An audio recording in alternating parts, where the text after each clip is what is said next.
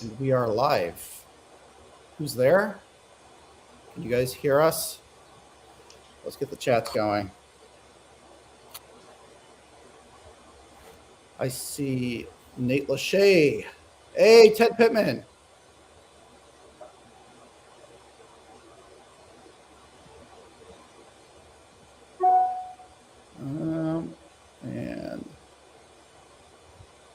Well, we're hoping that as well. We have a big piece of Teflon. It's roughly about a 1/4 inch, and then about 7 sheets of glass separating 8 pieces of copper together, all bunched together with a bit of glue. I think it's like a grouting, a silicone paste holding it all together. So the piece of Teflon is on the side of the high voltage, and all we have protecting the ground side is some of that putty, some of the silicone putty. So tonight is actually the 8th night of Hanukkah. I don't do this too often, these live streams, so please bear with me. We're going to be lighting the menorah over here. We tried doing this with a laser, but it didn't come out that. We got it to light, but it took quite a while. And the laser wasn't good. Oh, well. There we go, guys. It's the 2nd night of Hanukkah. Happy Hanukkah, everyone. How's it going, Jared? Another great day, man. Where are you hanging at? It is getting quite chilly here in the Northwest. About ready to get a bunch of snow. Hey, so you were saying the size of the entire apparatus. It's a couple inches wide, you said?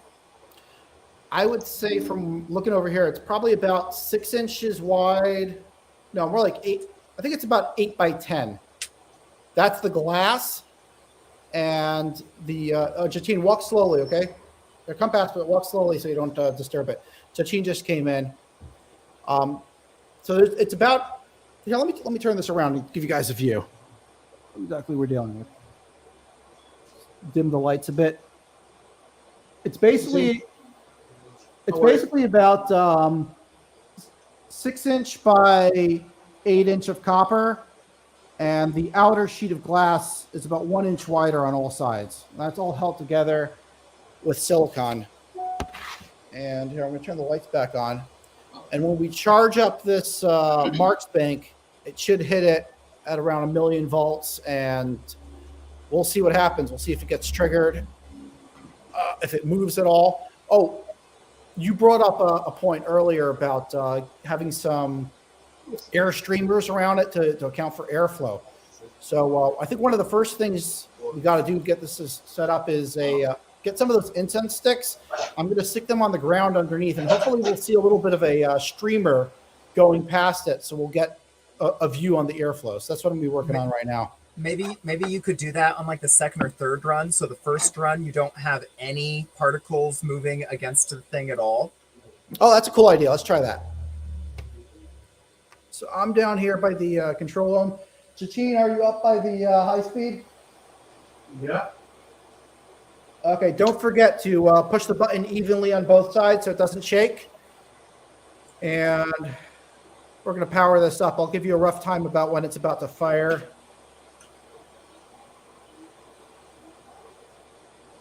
Okay, we're about 15,000. At around, it will fire.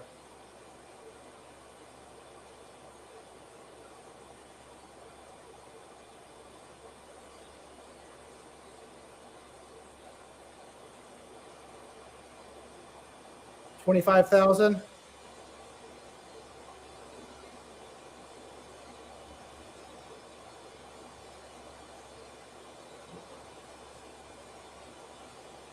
Coming up on 30. It's about to fire any second.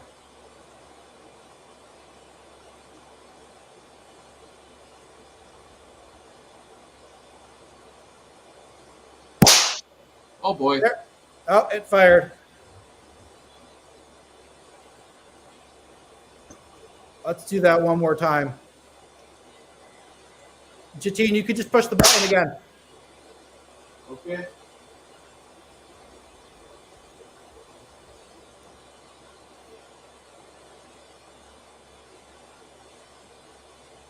seems like I lost audio or something like that. Okay, I'm going to head over to the other computer. Let's start viewing.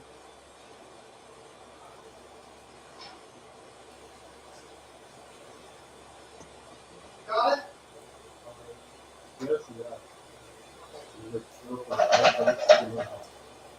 You did lose speed for a second. Yeah, like for a second when it just did something. Yeah. Okay, so we lost the feed for a second when that fired. So we're going to try to view exactly what we saw over here. Nope. That would be.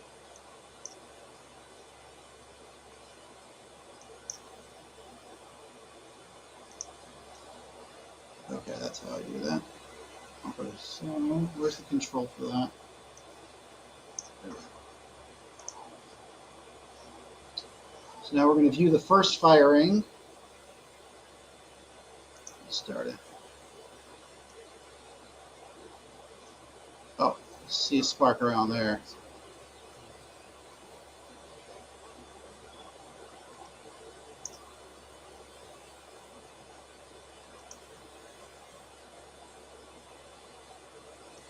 It was right around here somewhere, right? Let's do it. We can do an image search.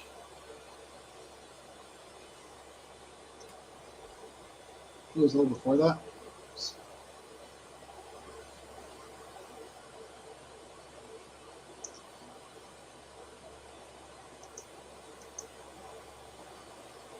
I definitely saw something. Yeah. Oh, there. Right there. It was right there. Yeah. Oh, there it goes. Wow. Jared, can you see that? Yeah. Can you slow it down for those few frames? Okay, now I'm going to play each image. Let's go.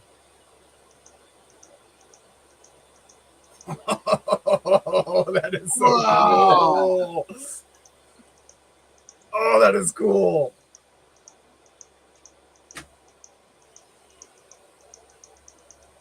Damn, that looks nice, doesn't it? I'm clicking one frame at a time. Mm-hmm. You can see the numbers. It's 44,000 frames a second. That's right before. That is the best frame you got. That is so freaking. It looks like a freaking UFO, man. It kind of does. Now, well, the real question is, did it move? So we're at 97, 43. So how do these numbers work?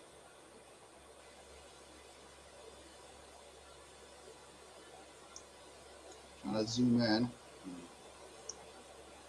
Trying to get just that piece of data.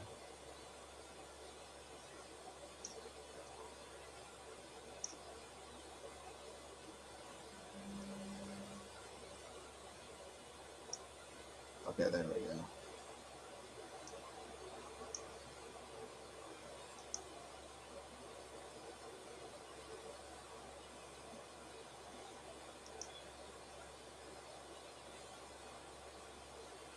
Okay, there's the firing. Oh, you can even see the streamer going by.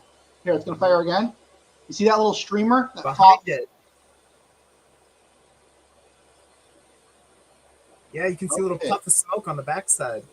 Yeah, that is pretty cool. Can you slow it down again so we can watch that backside puff? We're sped up. We're about 100 frames a second. Okay.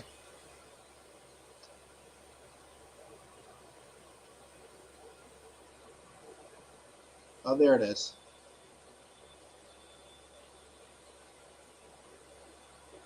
Can you see what I'm doing? I'm basically toggling the speed that it's playing back at. I wonder if it just vaporized some of the material on the backside. Oh, you can totally see where it's vaporizing it.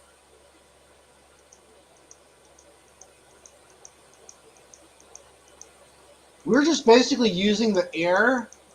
In this case, we're using the air as a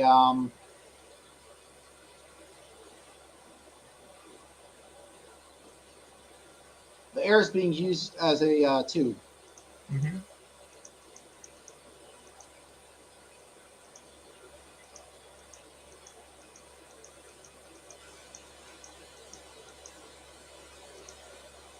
You know what I'm wondering? What if the gravity impulse experiment with the superconductors going through, it's basically a big spark plug, a vacuum spark plug. What if that changes the character of the beam in some way? What if it sharpens the impulse speed? I wonder if we hooked the ground side of that to this, what would happen?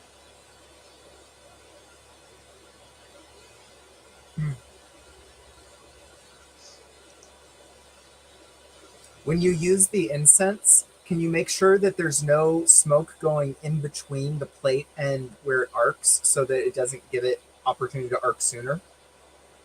It's going to be kind of hard to do. We could try. Like just put the incense on the backside or something.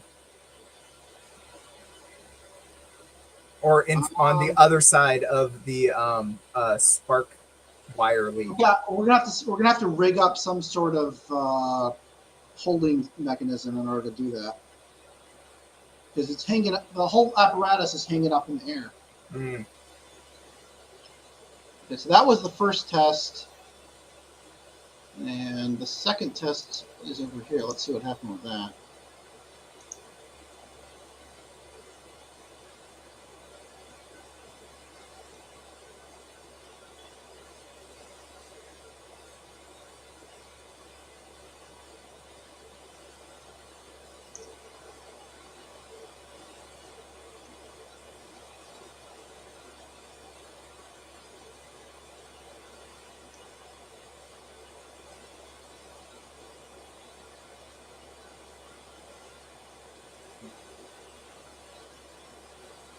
I'm not so sure we got it in this one. Do you think we got it? I don't think so.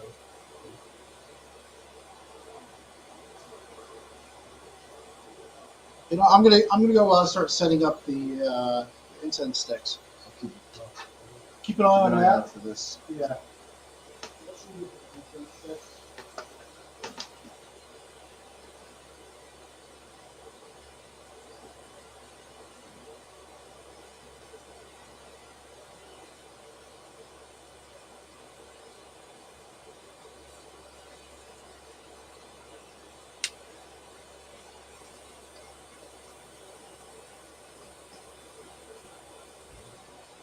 Hey, Jared, you can just take it away if you want while we're.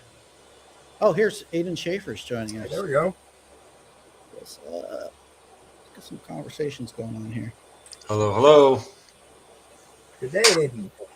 Oh, Simon Claret has the idea. I think that's what we're going to do. Maybe some sort of camera tripod, and we'll put the incense stick on that. There you go. There we go. Now I'm going to go get that.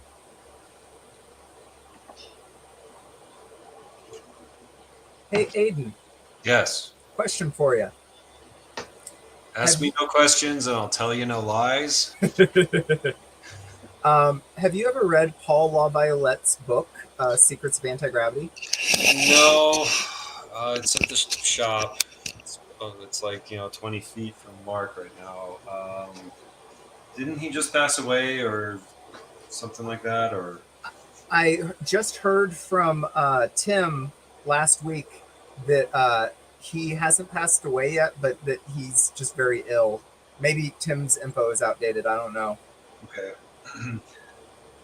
No, I have not. What do you want to talk about?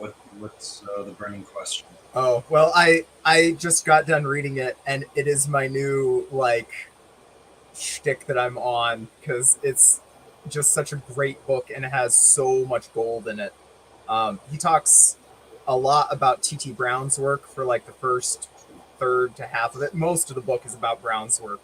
Okay. But he takes it, and he kind of talked about it some in his APEC talks, how, for this kind of stuff, especially the asymmetric capacitors, he talks about how, shrinking the diameter of the wire actually increased the effect. He talks a lot about how the size of the asymmetric capacitors are important. He talks about the dielectrics they use and why those are so important. and how those had an effect on it. Well, He so talked- they sit in the disk in like a radial array, or So the main thing about Brown's work that he talks about is the asymmetric capacitor, where you have a very small negative plate and a very large positive charged dome over the top, separated by dielectrics. And they found a lot of nonlinear effects, like as you increase voltage, the effect goes up. that nonlinearity, because it's like, what are we talking? Is this true? So as you increase the voltage by 2, the effect goes up by 4. As you increase the voltage by 4, it goes up by 16. It's a non, it's not a linear like 1-for-1 relationship on inputs to outputs. It's as you increase the dielectric, you get exponentially more effect, thrust effect. As you increase the voltage, you get exponentially more thrust effect. So they were using wires for these asymmetric capacitors. They were only a few thousandths of an inch thick, right? They're super skinny wires. And they were running 150 to 250 kilovolts through them, which is insane. Like the current had to be extraordinarily low. In some like sort of rosin of some sort in order to not explode instantly, but I think they were using. You're muted, Mark. Oh, you guys probably can hear me now. So we're gonna do some smudging. I got this set up over here, and that will give us a stream. We'll see something. Solstice is what, 2 days away? Yeah, I think it's this weekend, right? Wednesday. Oh. No, it should be 2 days. Yeah. Wednesday. It's Monday. Got to keep. I'm on Taos time, so some days I lose a track. I'm like, but it is. No, happy Hanukkah. Yeah, I'm not gonna even kind of try to say it. Paschal. Как сказать по-русски язык? Будь Пасхах. Pasach. It's P-R-A-S-S-A-X. Sorry, I speak a little bit of Russian. I've been trying to Translate. What did you say? Happy Passover. It's Nice. the start of Hanukkah, and I think that marks some sort of Passover event a long, long time ago. So, or I'm totally wrong, and I've tuned into Taos time, and I don't know what I'm talking about. But so the asymmetrical capacitor, like, I mean, we've seen that in the ion lifter. It's where most people take it, but like inside of a disc, like a small disc in the middle, and then 3. So yeah, You see 3 bulbs on the bottom and a spinner wave guide. so he had a slightly different setup for how the craft actually work. He used multiple different components in series to show how they're operating, and they're using phase conjugation combined with negative refracting metamaterials to like extract every bit of momentum out of a photon that you can, combined with a standing wave soliton beam under the craft, so they could build up the energy. I was just reviewing some papers from Peroni where they're tying these two. Two more. yttrium iron garnet. They combine the magnon spin wave with the You solid. just have to save number 1. Right? Same Yeah, physics. two didn't have any. Spinning field somehow attached to the vehicle. Well, Type something in. This yeah, was there's what Mark and I were talking about the Perez one. patent and the double hull thing. So I was do some doodling on Oh, cat. that's pretty good. I think Now we can erase all of them. or the drawing mindsets earlier in the morning for whatever reason. But the afternoons I tend to get into like metal shaping and trying to do electronics work. And yeah, it's 7 o'clock and dark. So and then it's all the Christmas vibe is in the air, shall we say? Yup. Yeah. Are you gonna have a white Christmas or? Well, I just got a text for the weather update here, and it looks like we're going to get dumped on in the next couple days. I'm good. Yeah, I've been talking to Ted Rowe on social media and in chats, trying to get involved with the AIAA UAP. We So I've got a paper in progress. We were talking about it back in July, and I've got a referee kind of lined up, or so. Let me do another day or so of putting in some equations and stuff. okay. Do you have the Metamaterial book, and I'll bounce a copy, and I don't know the lamb waves. what was the setting set to right now? Take a look at it. Is it set for image trigger now? Yeah, it just said pretty much. Okay. Yeah. So, I figured out the lamb wave We thing. can turn it off until we're ready. I figured out the lamb wave thing is really just how to guide the plasmons. So really, all you're doing is you're creating these things called spoof plasmons. It's like cheater plasmons. Subharmonics of the main phase. Basically, you're normally supposed to get plasmons in the ultra high gigahertz, terahertz range, but you can get them down in the megahertz range by cheating. okay, The way that that you happens. cheat Go back to sign one. is with lamb waves. Okay. So these plasmons, they're like longitudinal waves, which I suspect is strongly correlated to a lot of the stuff that we're looking at right now, as well as La Violette's stuff with the standing soliton wave, as well as Tesla's work with and Podkletnov's work with the impulses. Yeah. It's all got to start with the electric field and the impulses, and then just getting the patterns spinning around the vehicle. 90 degrees and 90 degrees. I don't know. We've got to get into that spin forming lathe. Did you talk about the kind of company, Mark? Oh, You there? Check one, check two. Yeah, I'm here. I was just reading the messages. We're thinking of putting a barrier in between it to block that light. Maybe we could put a black piece of plastic. I got something. Are you guys following with what this experiment is about? It's the Podkletnov experiment. So you're blowing away. No, this isn't. This is the impulse gravitator experiment. It's basically the parallel plate capacitors in the base of the ARV. That's kind of what I have built over here. A piece of copper, piece of glass, 8 layers deep, which is great because it's Hanukkah, and there's 8 nights of Hanukkah. So we're going to impulse it with about 1 million volts, and we'll be looking for movement. So far, we got one impulse through, but we didn't see any movement. We did see a pretty cool streak, though.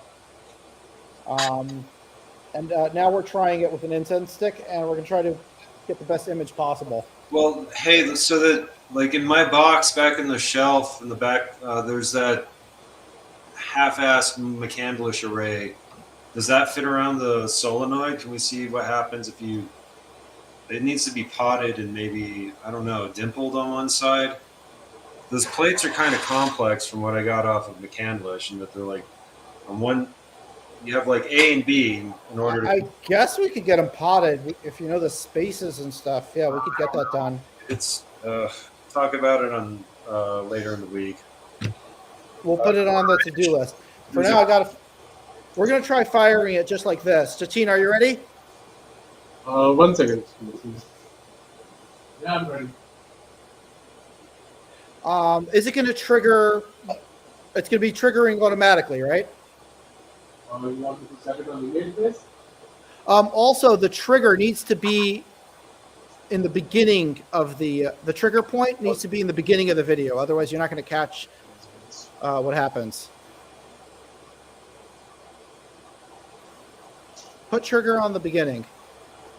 How do you do that, you know? Oh, there it is. Now, yeah, now it's right. Okay, so I'm going to be charging it up right now. Let's nobody touch the camera.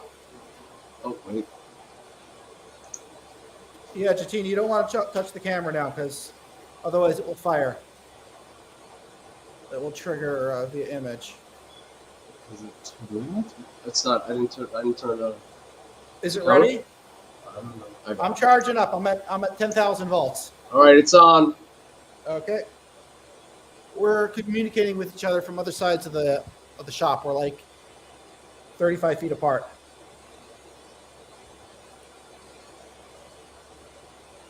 Charging up. We're about 25,000 volts.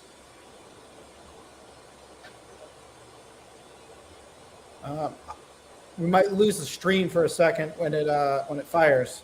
That happened last time. And coming up on 30. It's going to fire any second now.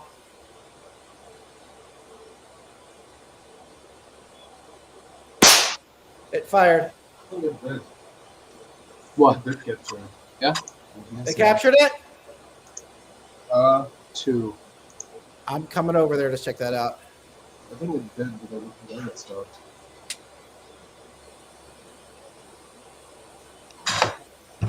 Trigger it again. I Captured it? think so, yeah. It's running right now. Can you turn the second out? Yeah.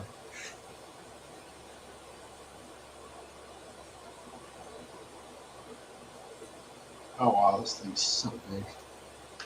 If it captured it, it should be somewhere around here, right? There. Oh, there it yeah, is. there it is. There Yeah, there that it worked. is. Nice. Oh, look at that. And it even tells you the number of frames from the trigger point there. Yeah, so the trigger. Yeah, the triggering worked pretty well.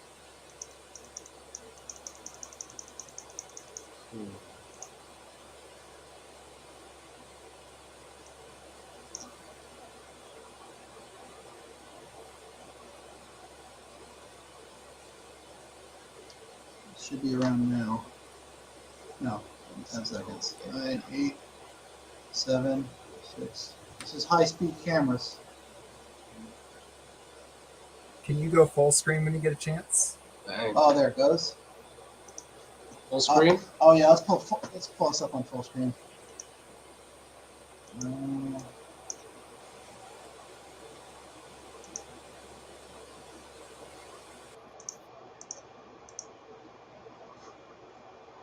Okay, there we go. So let's go back to it. Let's zoom in a bit too.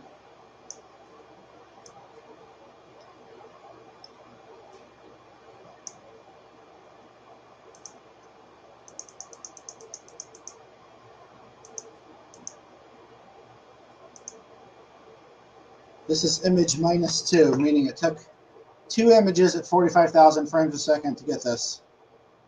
-1, this was the trigger frame.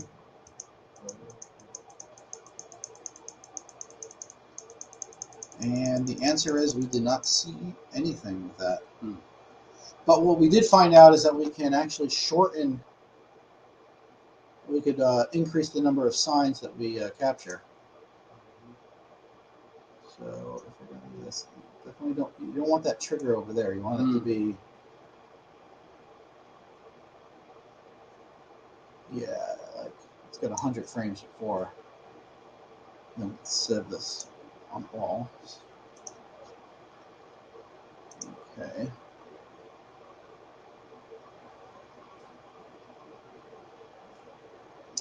Actually, another thing we can do is we can increase the number of signs altogether.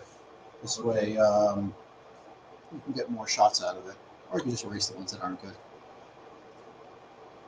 So, you know, these settings are fine. Just erase the ones that don't have anything useful. No, sign number 2 is what we just used, right? Yep. Yeah, that's the So when I walk past it, it's going to trigger again. Or you could just turn it off right now so it doesn't happen. Yeah, right. That's all. Now you're good. Oh, okay. Yeah.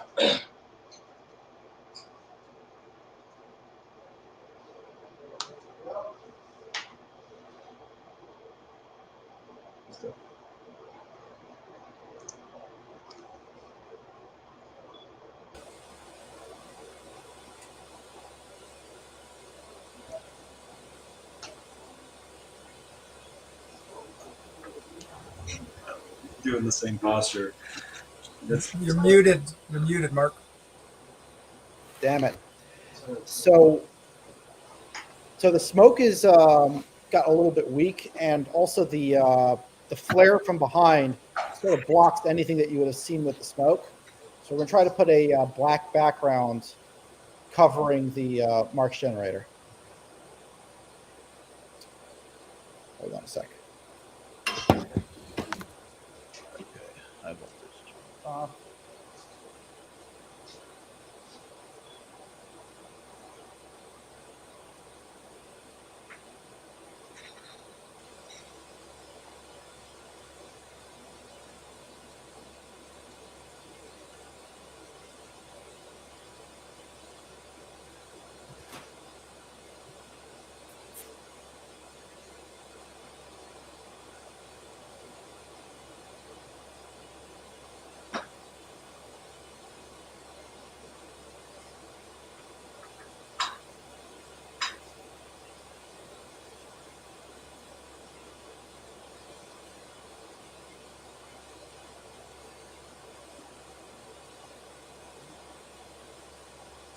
Oh, they're wiggling it.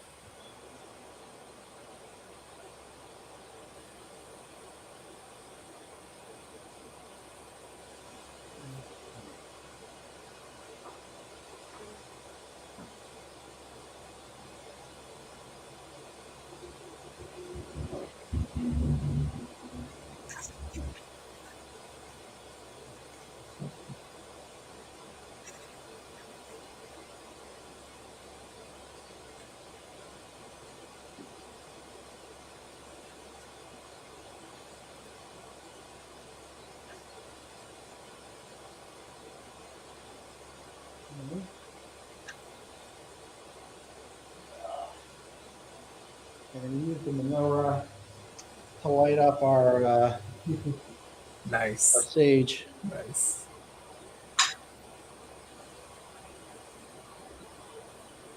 It's the Hopefully first we'll get a stream one on this one. on. It actually works out kind of interestingly because you can see the Tom, you're blocking the light. Sorry. You're blocking the view. There we go. So we should be able to see half of the smoke going up, and then the other half will have that flash going.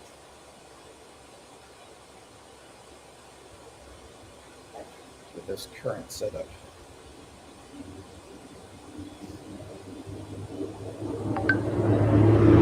Try to get a nice thick block of smoke going on here. God, it does smell really nice in the shop. Aiden, do you sage your house occasionally? I have a nice Tibetan incense I like. So there's many different incenses. And had I just want some sage. yeah, people come That's off really good. with little sage bundles. You have to ask them if they're coming down off of heroin or meth. Like, for money and sage, okay, well, bad joke, but yeah, harsh truth.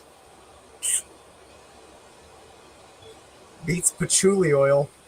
Oh yeah, we have something called the Mesa, and people are off the grid Okay, is it ready to fire? before you see them. We'll do it. So people are stinky, but it's once you get used to it, it's different. Like I go into the cities, and it's like, oh, It's ready. Okay, you guys are ready to fire? Ready. Okay.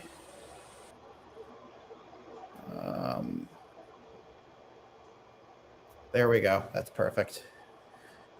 Powering up.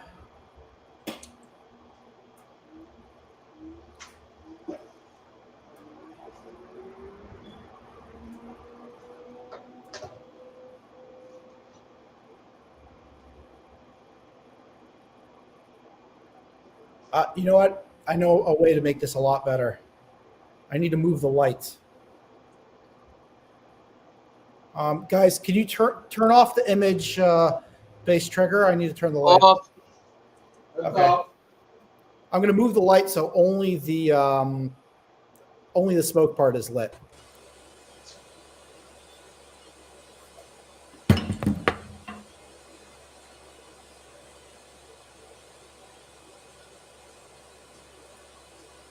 liking Simon's comments saying that we're exercising the shop.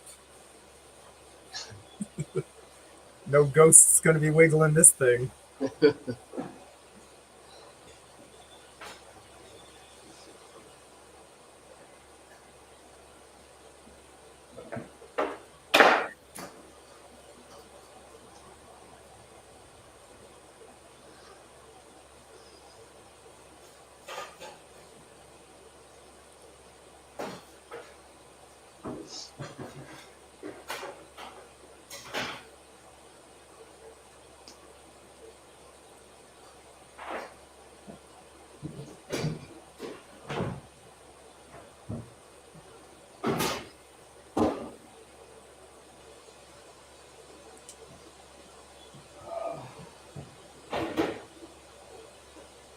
Can you guys see that better now?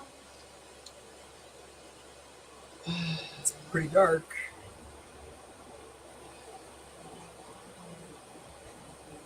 Okay, what do we see there?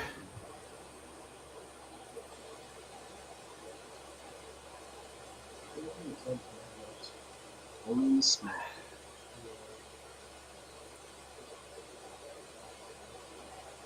It's too dark.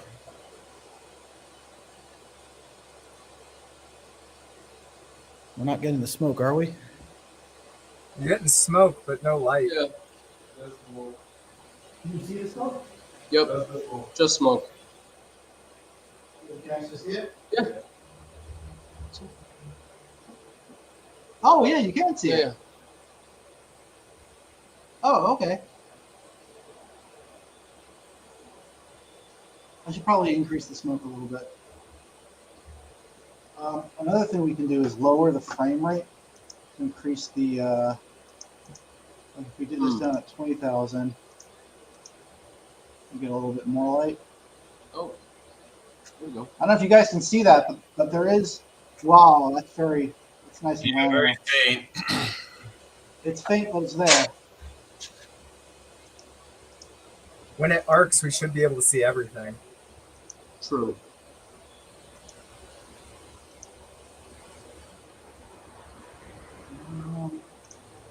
On the full screen replay. Oh. There. That's good. All right. That's at 300 frames a second.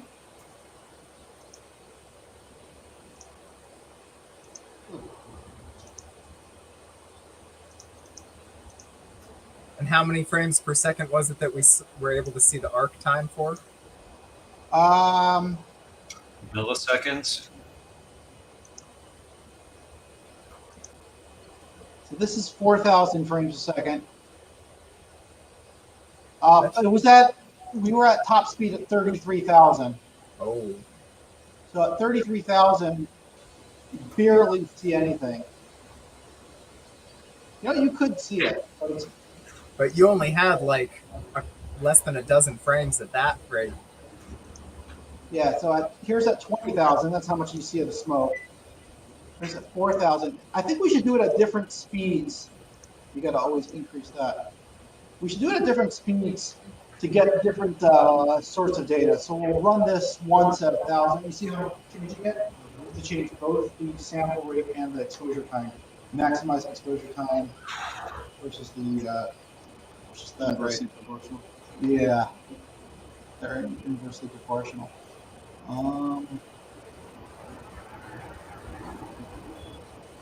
And this will give us, well, it's going to give us a 14-second fire.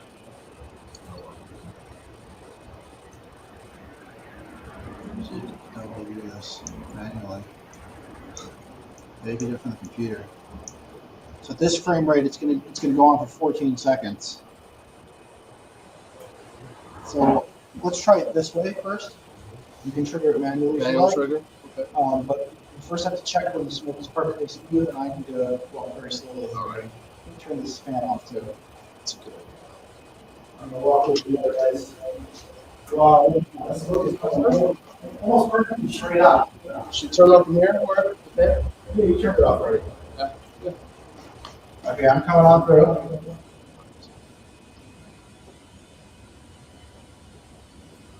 Trigger man. You can turn it from here.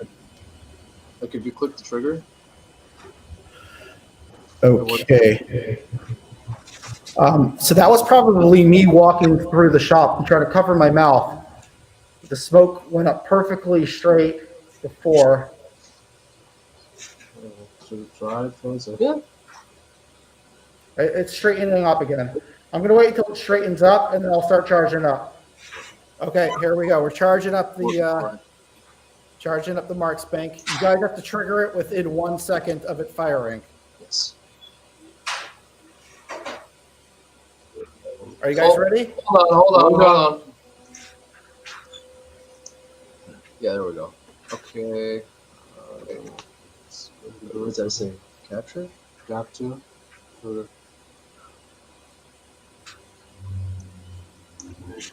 Are you guys ready yet? It says capture. Click on capture. Should I do it from the camera? I can hear you from the computer. You can stand by the computer. Should he do it from the camera or the computer?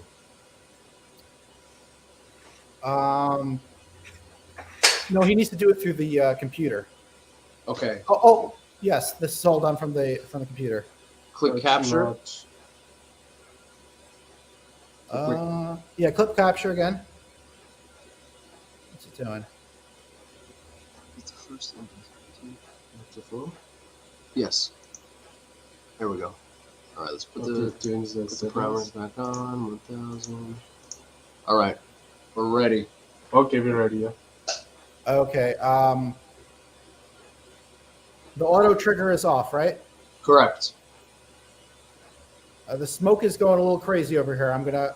Yeah, I see that. Let's wait for it to calm down before we start again. Crazy smoke.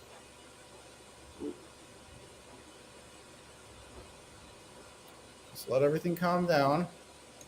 Time to put a glass box around it or something. You're getting, drafts off of the road, or Okay, we're charging it up now. it's pretty good. It does smoke as soon as you talk about it. 25,000 should hit around 30. Coming up on 30. Letting it sit for a little bit. Rising. The smoke is very nice. There you go. Got it? That might have been a good one. Hope so. Click trigger.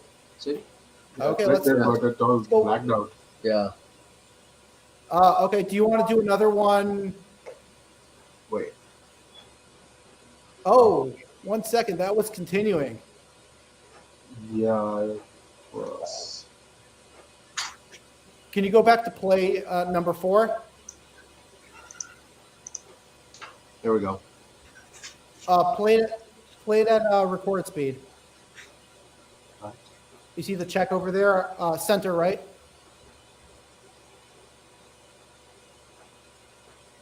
Go up, play it speed. So yeah.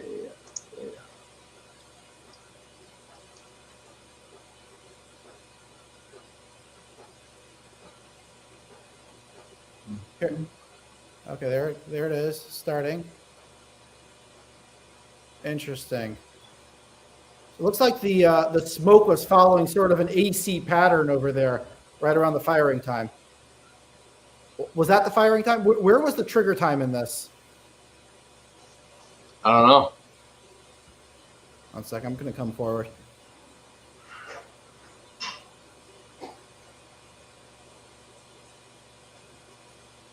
You see where it triggered? No. No. Unless it's going too You did that fast. manually, or Yes, that Yeah, was manual. that was a manual one? Oh, these are 1,000 frames per second.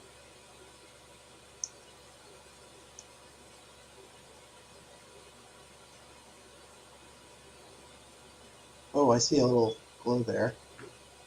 Didn't move for a second. I do see the glow as well. Make it move.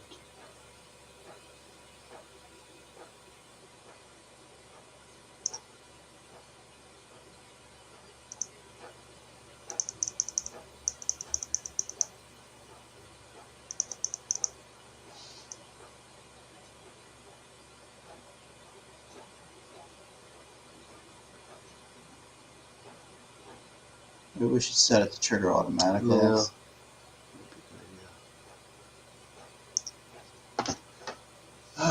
No. Catch anything good here? I think this was just a trial that it's triggering a lot. Just Yeah. checking it. Trial trigger. Yeah. Okay, let's try the Auto. the auto trigger. All right. Set up auto trigger. 1,000 frames. How's an exposure time? Yeah, about exposure time of 990. 990. Got it. Is that 1,000 frames a second? Yeah.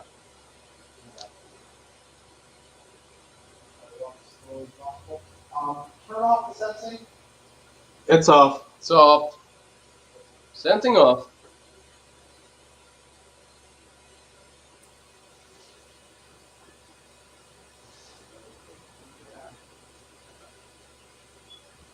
I'm back at the control room, which is basically just this high voltage power supply, which is attached to the Marx Bank over there, right next to our menorah. Okay.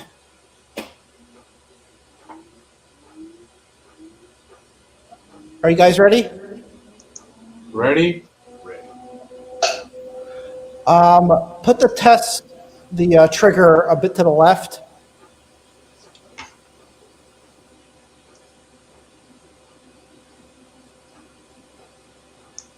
That's fine.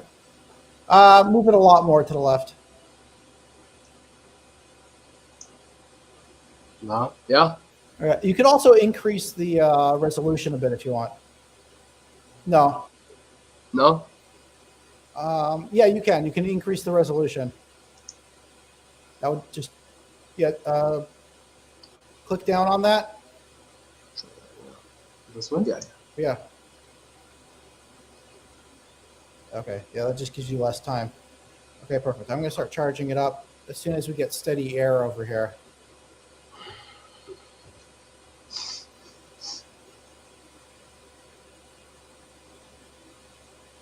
Is it?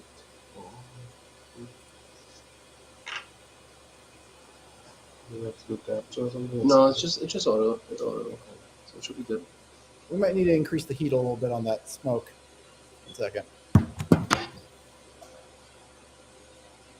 Oh boy.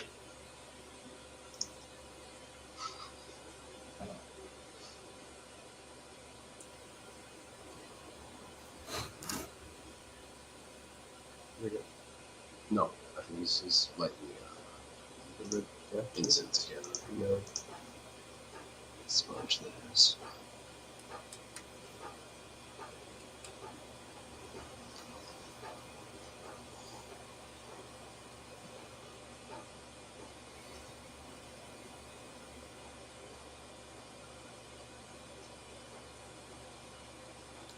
Yep, so here we are heating up the sage with the center light. This is known as the shamash. It's the candle that you're supposed to use for lighting the other lights. So it's for. So I'm trying to increase the heat on the sage so we'll get a sharper line. Man, I think we may have achieved it.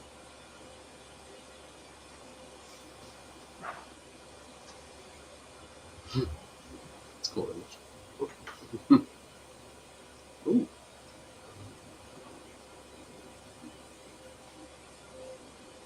Okay. That's cool.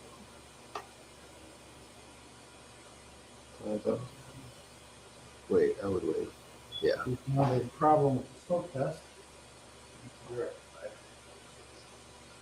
there's fans on this high voltage supply. They need to be not facing smoke.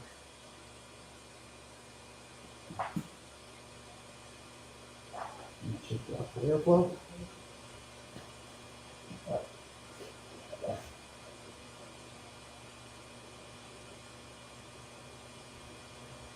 Okay. We'll just give it a minute or two until it straightens up. Jared, are you familiar with the Old and New Testament, Bible and stuff? So apparently during the time of the temple, there was this incense burning thing in the temple that made the smoke go up in a perfectly straight line, which is what we're trying to achieve right now.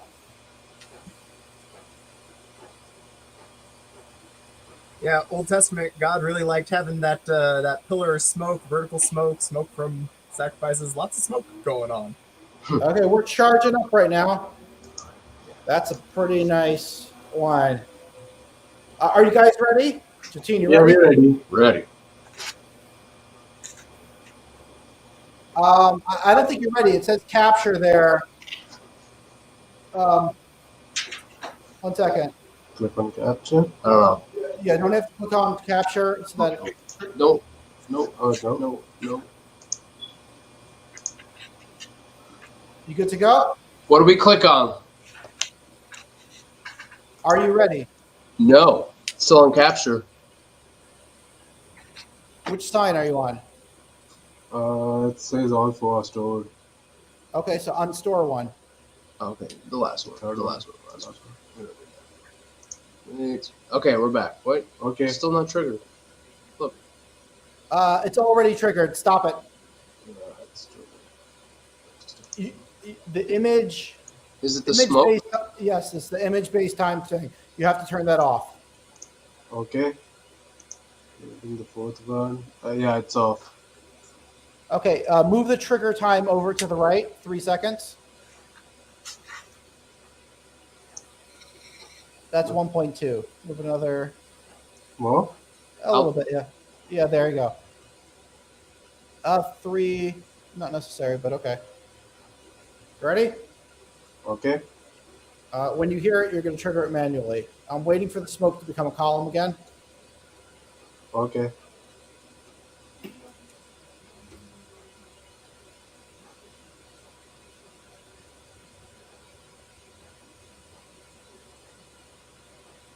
Okay, we're waiting for the smoke to become a column, and then we'll trigger it.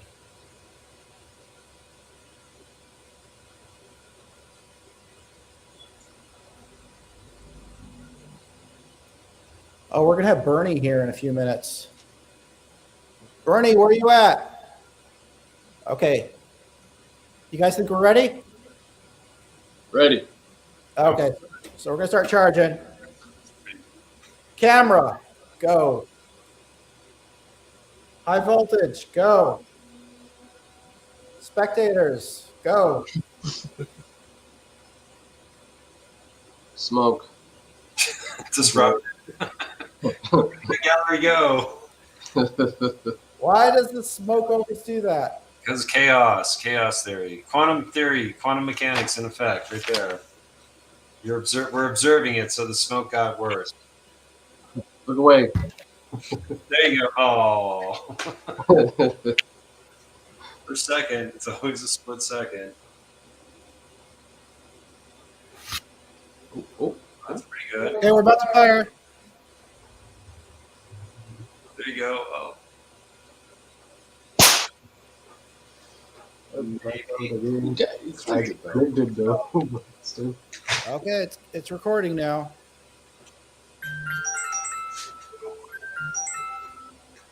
Okay, there we go. We got it. Zoom in on that trigger point. Jatine, can you open up the sign 4? Yeah, let's zoom in on that trigger point and see what happens. It's great.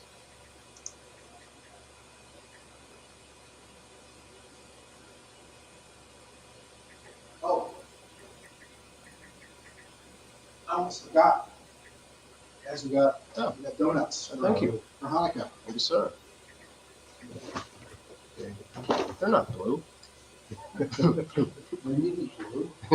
Why do we want them to be blue? I don't know. That's like the Hanukkah color. You have donuts on Christmas. Yeah, exactly. Jatine knows. Did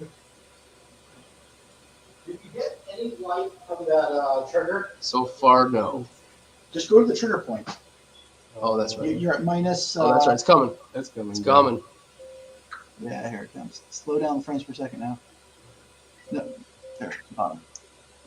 This one? Wait, you probably meant yeah. Nope. See I if it missed it. rings. I missed it. Oh, there it was. Pause. All right, go back to where it was. No, that's too many images. Okay.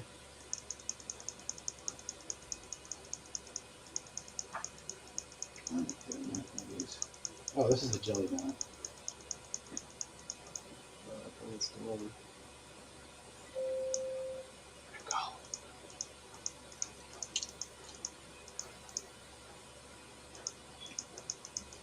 There it is. Hey. Nice. Sweet.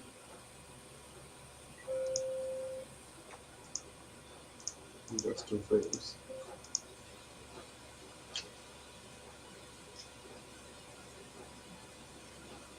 How many images is the whole strike?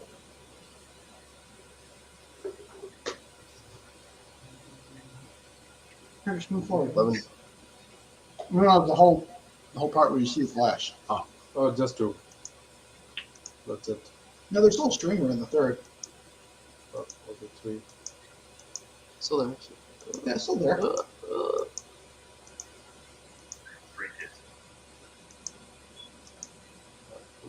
Guys. Yeah, you could see it's like it's almost like a wire going through the air. Yeah. Can I go back? So every single frame is 1 millisecond, right? Uh-huh. Ooh, Wow. that's cool. That is freaking cool. You go 1 frame forward. Look at that. It's like a torrent of air. It's probably because the current is going through it. That's making the air sort of twist around it. Oh wow. I wonder what would happen if we hit a mercury chamber with that. We actually have these mercury light bulbs. What if we Oh boy. heated one up and Zapped it. zapped it? That would be freaking cool. That would make some cool images.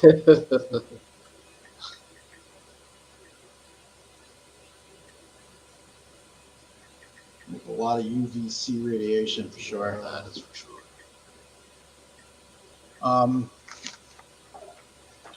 Aiden, have you seen this? The latest MUFON journal? They're talking about No, I haven't. cylindrical UFOs. Okay. It's just different shapes that people saw. And the cylindrical one, that's basically what we saw in the desert in the Old Testament. Pillar of fire and smoke. It's literally what they are. This is people who've seen them recently. This guy was in 1960, May 4th, 1960. Hand drawings of it.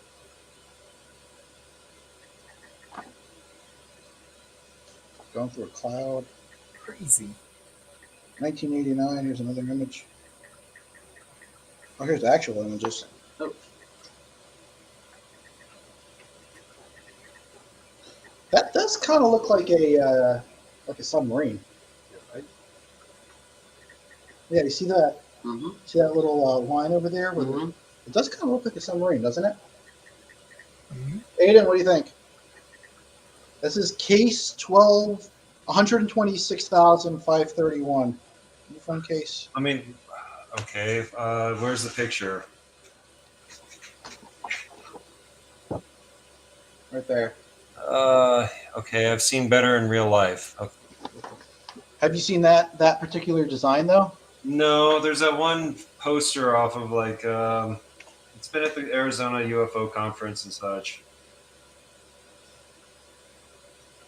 Anyway. Sorry, let me finish 1 second. One thought.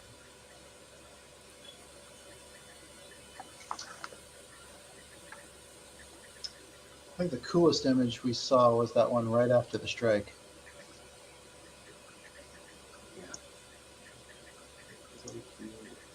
Yeah, 370, right? Yeah. No, it's I think it was minus 3 degrees. Yeah, somewhere here.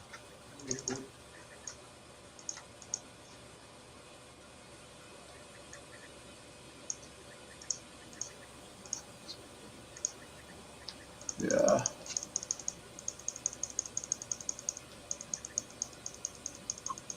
You can see that streamer forming. And look at that. That's awesome. So there's all the energy being dispersed here. Notice how there's like two glowing bulbs on either side. So Yeah. at higher speeds, we found that it would actually, electricity, when it jumps a gap, is coming from both sides. It's not really a positive and negative, like it's not really moving in one direction like we're hoping. But perhaps with perhaps the superconductor spark gap experiment over there, maybe that changes the shape of these impulses. I was wondering if that would have some sort of effect, because you see how there's an equal amount of energy coming from either side of the beam. So if there is any net force to that, we'd need it to be larger on one side. But the next image is actually pretty cool. Check this out. You do have the arc on the backside too. That kind of imbalances it, doesn't it? Right Is there on the backside? right below the test lead. Yeah, right there. Oh, you're right. Yeah, there is something there. It's lower than the one that had the puff of smoke. You know what's it's possible that the beam is arcing around as well. Mm.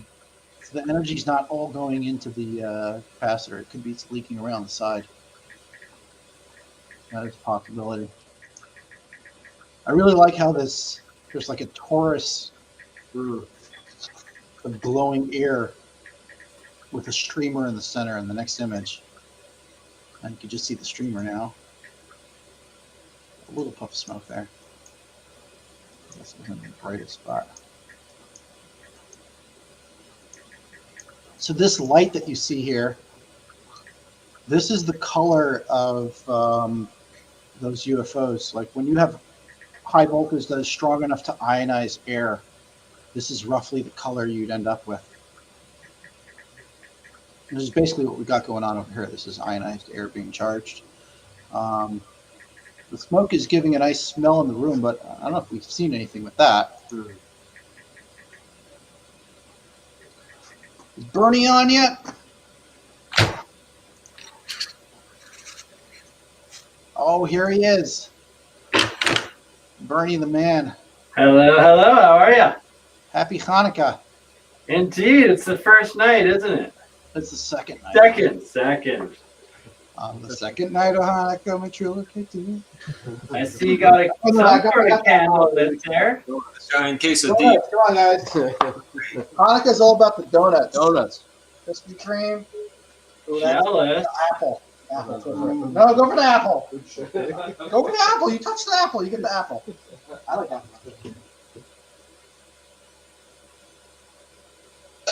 How's the apple? Good.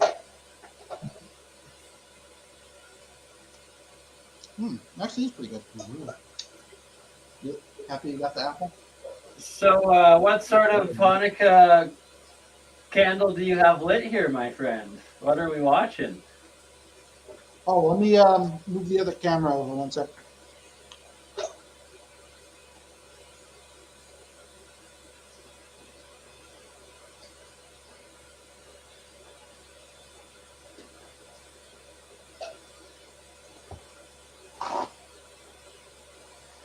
So we basically have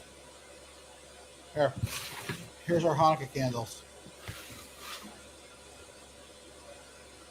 The experiment set up over here, you're looking through the high-speed camera at a bunch of parallel plates of copper and glass mixed together, so it's a parallel plate capacitor, and we were hitting it with the Marx generator. That's cool. Jealous of your setup, my friend.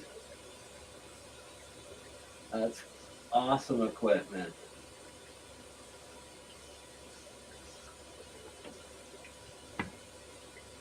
So what's smoking then?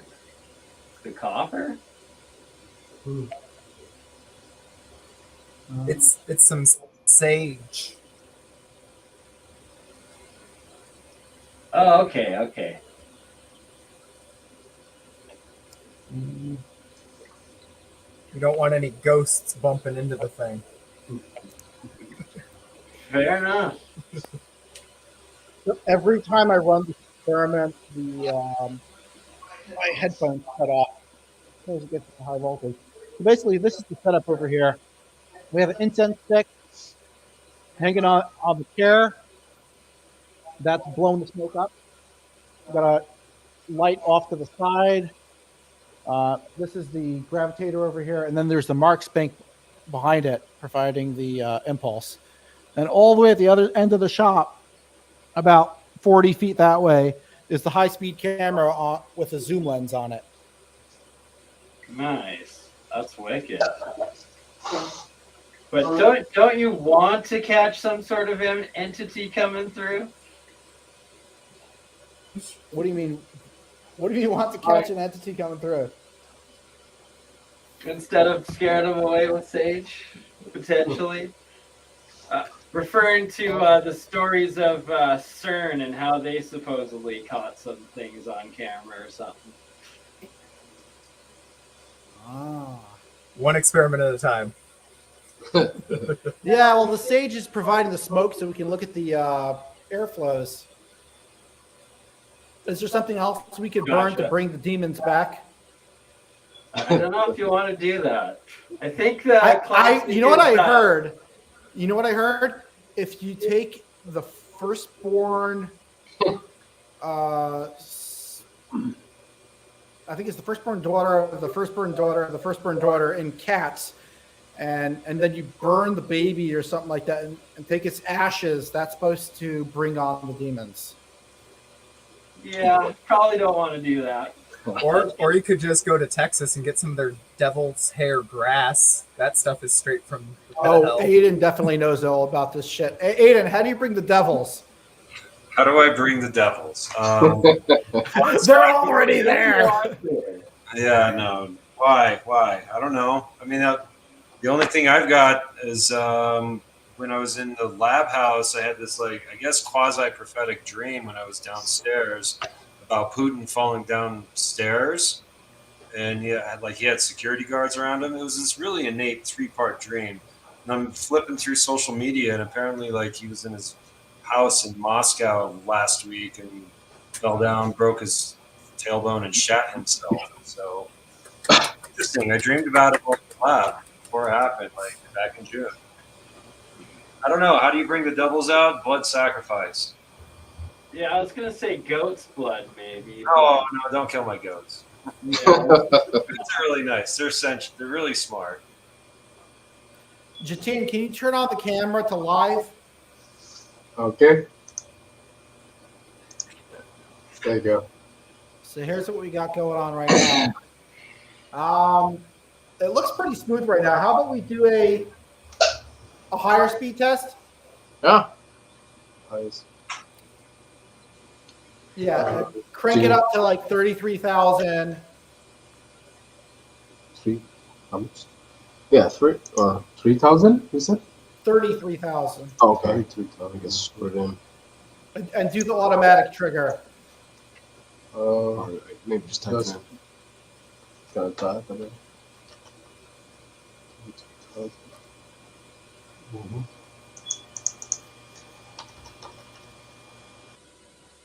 Oops. Testing 22,464.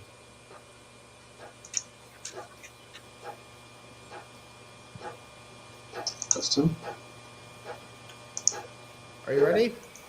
It's not taking 33,000. It's not what? It's just going till 22,000. Oh, so lower the frames per second. Lower the Yeah. resolution. Oh, the resolution. That's true. There we go. There you go. Yeah. Yeah. Exposure time. Then the automatic, like, auto trigger on. First drop the frames per second so you can see your view, More close. and then increase exposure time. Increase the exposure time. How much? The exposure time? How much? Max. That's 29.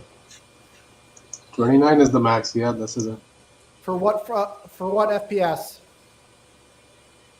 33,000 FPS. Lower it to 100 first. and then increase the light so you can actually see what the frame is. Steady then. Just to look what the frame is, What's that? Put that on 100. because you changed the resolution. There we go. Okay. Sample rate, try higher. Take it back to 33,000. No, were you able to see the view?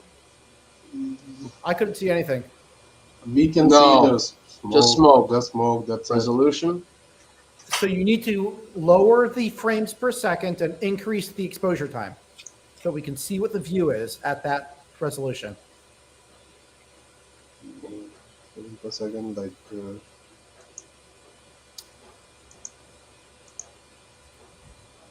Bernie, we're just figuring out the high-speed camera over here. All good, brother. Okay, increase that.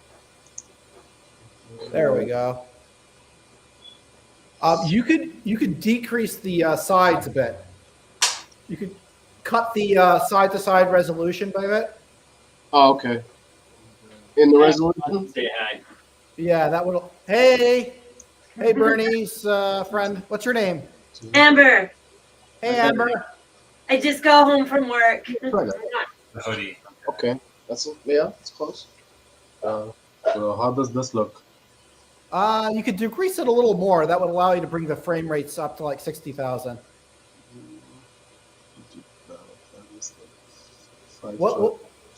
What's the resolution at now? You could type it in manually.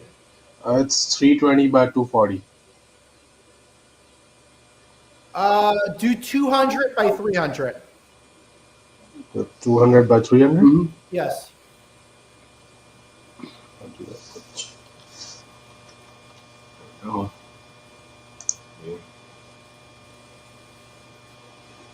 Is it on yet? It's at 200 by Yeah. 300. Is it showing us live right now? Yeah. Yes.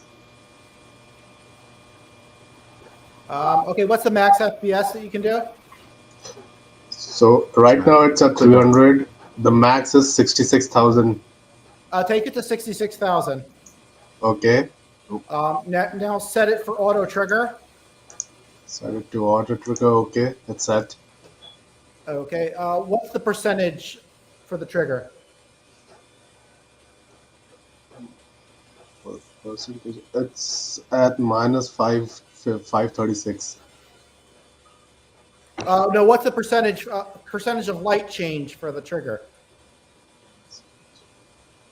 In the trigger settings.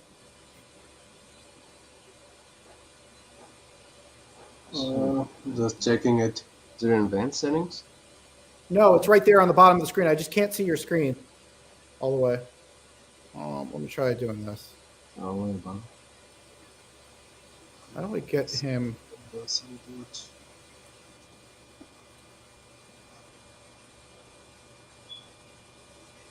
Let me try this. I don't see the Oh, percentage. yeah. I see the area like that. Area percentage? Yes, the area percentage. 26%. 26%. Drop that to 10. Okay. Okay. That's at 10. Okay. Are we in capture yet? Is it ready to trigger? No, we have to prepare a sign. It's not ready yet. 1 second. So delete one. Okay. Yeah. Ready? We need to delete one.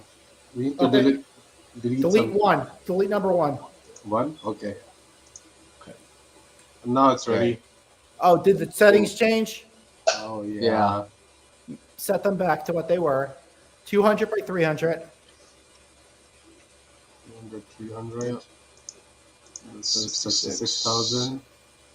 Then 10%. That's no, that's there. That's there. No, you moved it. Okay. You moved it. Oh, yeah. It was- Okay, ready, go. We're not. Chart. We're not ready.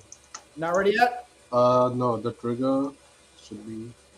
We can't see the picture either. I know. Okay. Alrighty. The trigger. You ready? Yeah, it's We're ready. We're ready. What's the trigger at? It's at minus 1,331. Okay.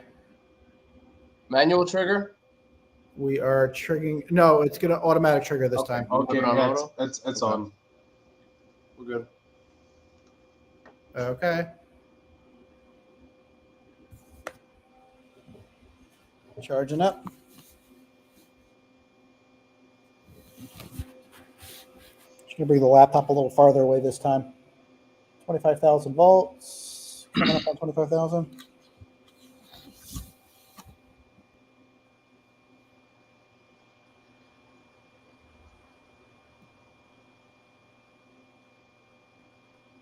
Hold it there for a little bit.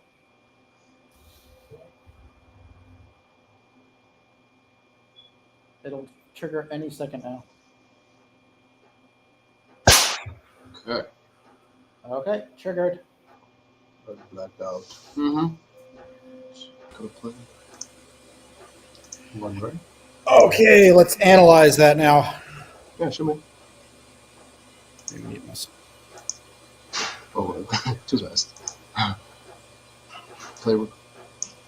Ultimate. Say play record speed. Can you bring up Slow it the down. Blood record so you just Trigger playing point? it. Well, no, if you bring that down, it'll go slower. Yeah. Well, if you click there. yeah, just go to the trigger point.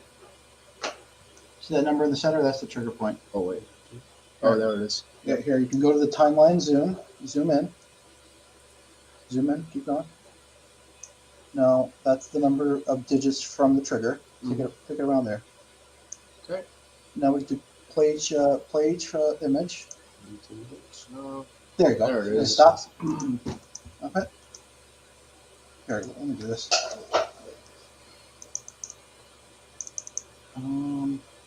It isn't no more.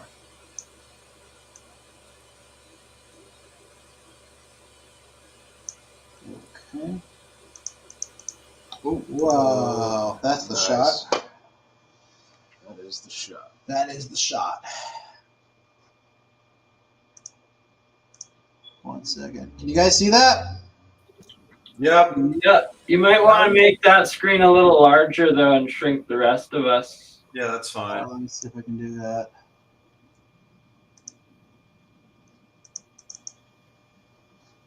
Whoa. Here, can I sit down here? Let me see this. How in the world do you do that? I did click on just that one. Get the third or Remove fourth everybody else. option below. What? It's I think the third or fourth box below there that you click on, the one that has like a big box and then a bunch of little ones on the right side. Oh, Alright. present? Present. Yeah, just present your screen.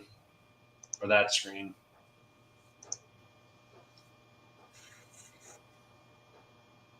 But no, not present. It should be above the present, the options of how you have it. Think about these options there.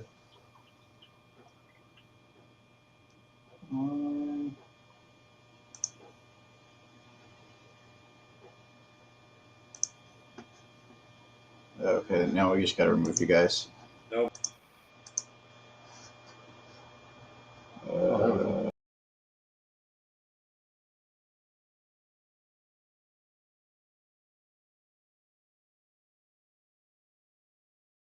Yeah. Okay, here. There we go.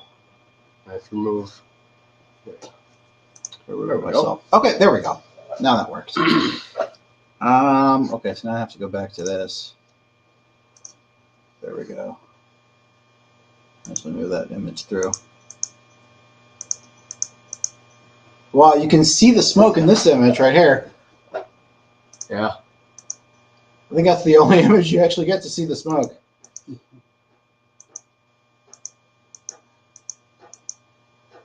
You can see over here there's like dendrils. It's kind of like twisted up.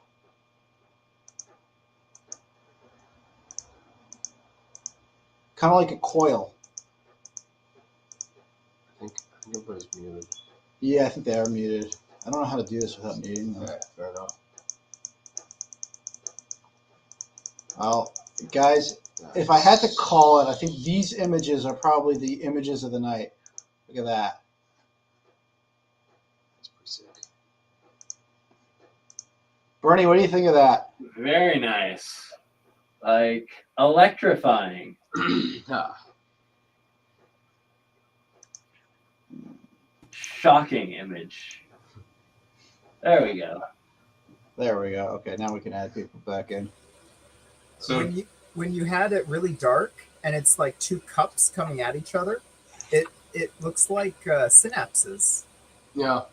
well, yeah, that's the fractal nature of nature and biology. But Well, normally it's like treed, right? lightning. But this it like cups. It doesn't tree. So these are charged plates, and the smoke's coming up, and it's not the Grebennikov or Podkletnov experiment. Excuse me, but I was thinking there'd be like the punch. We were looking for like maybe a smoke ring or. We see a bunch of rings in the dendrils that are left over from the impulse spot. It's very interesting how at different frame rates and light inputs, exposure times, you see different colors and different aspects of the implosion. So at 1,000 frames a second, we were able to see something more akin to like a yellowish golden glow. Let me pull that up again. Oh, this is a really long one. This is at negative 370 that it struck, right? Okay, I gotta zoom in like that.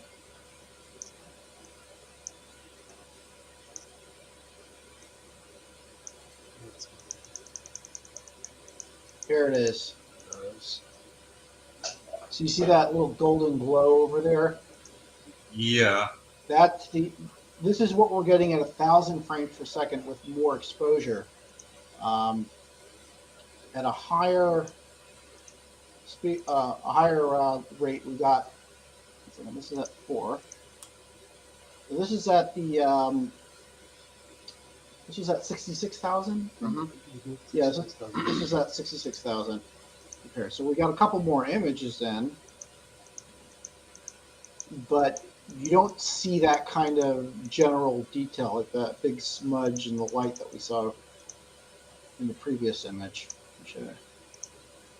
Over here, you're able to see like a nice torus of smoke that's sort of like twisted in on itself with, I guess the strongest twists are in the center, and then there's a twist on top of a twist. You see, it's sort of like those noodles, that pasta, the swirling pasta. Yeah. It's kind of what it looks like in the center right there. Yeah, And curl. of course, Two words are curl and divergence. So E cross B field. You're just seeing atmospheric variations, and it should be like a clear pulse, shouldn't it? Or it's a large plate. It's not a clear pulse. What we're getting out of this Marx Bank is actually just the way lightning runs. That it comes up from the ground and comes down from the sky simultaneously. They smack each other in the center. What we really want with these kind of experiments is to see an impulse where you're getting a larger smack in the beginning coming from one direction to the other. You kind of see at the high voltage contact coming down the white post, you kind of see like a tornado effect of the smoke around it. And right, and you there's don't a see vortex that at on the top of plates. that too. Yeah, there's a side-on view. I don't know. I don't really see anything myself other than like chaos. I've looked into a lot of smoke.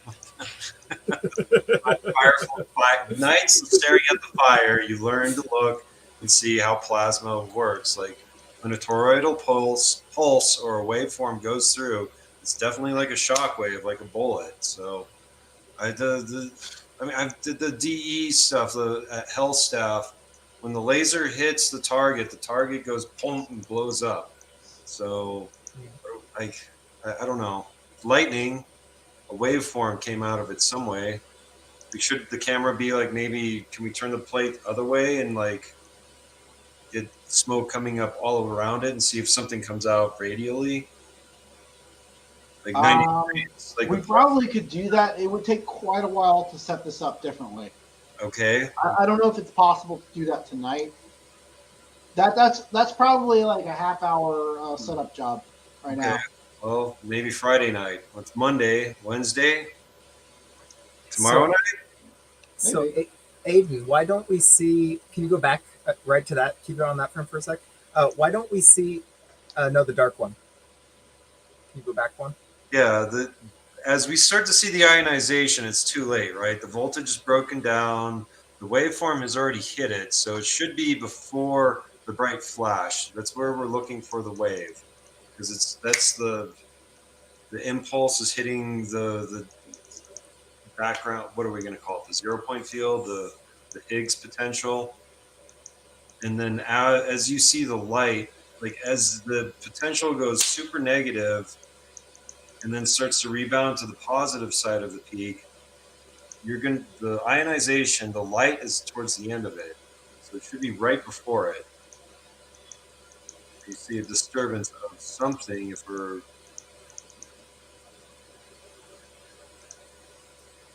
Can you think of a reason why we see the swirl a lot more around the high voltage lead than around the plates?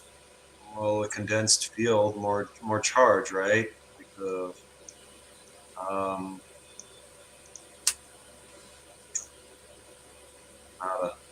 well, something.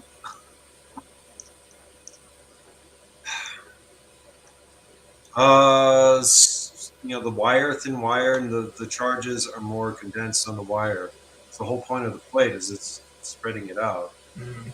Mm. The area of it allows there to be more charge built up between the various layers of it. So, maybe if we had in the ARV plates, they're pie shaped, right, wedged, and the charge is coming in at the narrow end and supposedly radiating out. Um, the plates are supposed to be dimpled on one side, so they have a biasing. Um, Speaking about the ARV, I had a question for both you and Mark on that. In the image, it shows like the stacked plates, and then you see like a barrier that goes down around them. Right. What's the charging on those plates? Is it like one stack of plates is one charge, and the next stack is another charge, and that's what that barrier is, or is it alternating charge between each plate? I heard a theory that they were charging those plates in a circular fashion, basically a static field that was rotating.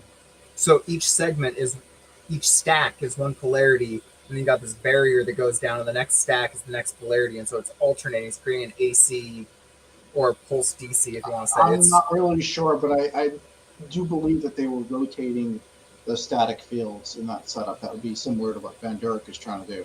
Mm. That would be a logical reason for having a spherical capacitive array like that. Would be to turn them on alternately, in a circle. uh-huh. One thing that I did notice in this slow motion while playing it back is that right around the 139-second mark, there's a puff of air that interrupts the smoke. So here, we'll start it from. There's the strike. Now look how the smoke is starting to interact, like it just hit something. So that before, here's the strike again. Strike right now. Something hit the smoke right around now to interrupt that beautiful streamer that we had going on. There, it's going to start again. We had a beautiful streamer. And pop, it's gone. This is probably some sort of airflow moving on the side of the parallel flip capacitor that. We need to get like a tube with a bunch of holes, and so you can get a whole bunch of them coming up. And I want to see it from the other way. Like this is edge on. Can you see? Get it. The thing is, if it's front on, yeah, we'd have to get. What we need to do is something like you suggested. Yeah, just very fine streamers of smoke. I get what you're saying with the pulse there, but it seems to break up chaotically. How far across the backside of the plate is the smoke going up it? Because it looks like all the smoke's in front of the plate. It's all in front of it. So It's actually probably a foot in front of it. So that blockage of air that you're describing is up to a foot away from the thing. That seems That explains the amount of time that it takes for that air to reach it. So we are seeing something with the air, but the smoke is at a distance. So we probably should run this again with the smoke a little closer. Also, I don't believe you're going to see anything. You know what? I wonder with the high speed if the smoke would actually, the particulates would change the way this thing fires. That would be an interesting thing to check. Can you get a rough estimate as to the amount of time difference between the spark and when we see the block of smoke change?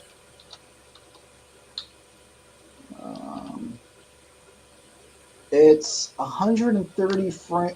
It's 0.137 seconds. Over the distance of a foot. Mm-hmm. So how fast is that?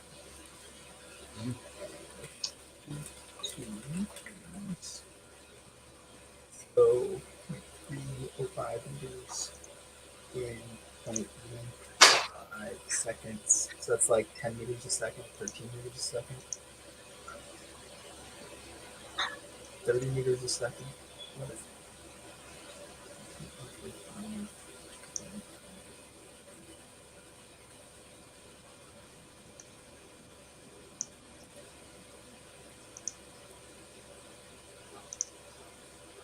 Times.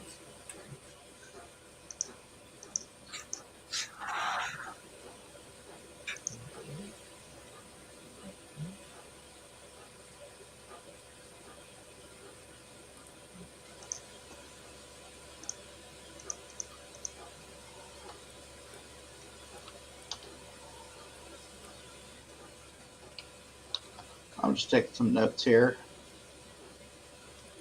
Yes. Okay, there we go. Let's see. Sign 1 was sign 2. Did we get anything on sign 2?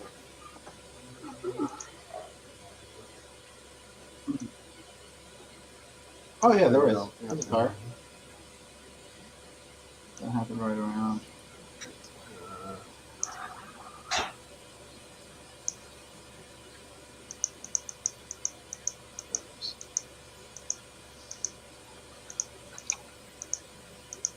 Ooh, this one's interesting. What do you think of this one? What was the settings on this setup? Measurements. Jared, do you have a speed for us yet? Oh, this was at 33,000 frames a second. Still trying to get it. With the light head on, probably. Yeah, we would have turned the light off. We probably would have seen some interesting stuff in this setup. Yeah. Now let's try it at 33,000. Okay, so this would be.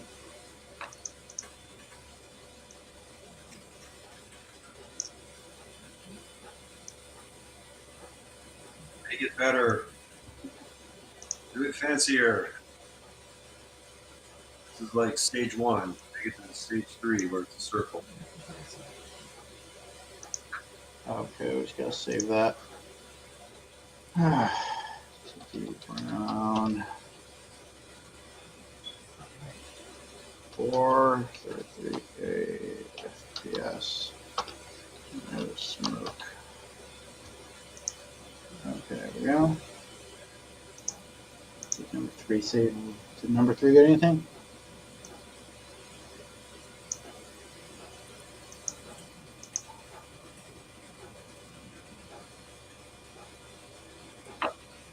But I don't think anything. No, It's okay. Sign info. Let's just go back to the camera. And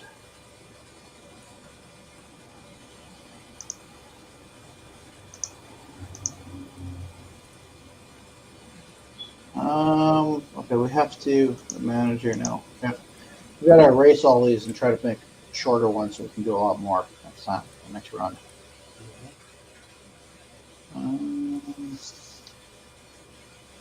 So you said it was 0.135 seconds?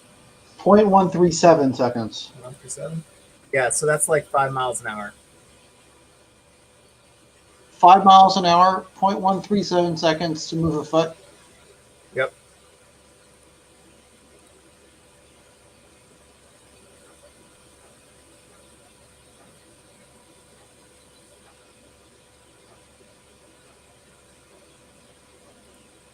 One second. So there's 3,600 seconds in a Or hour. 2.22 meters per second for our rest of the world.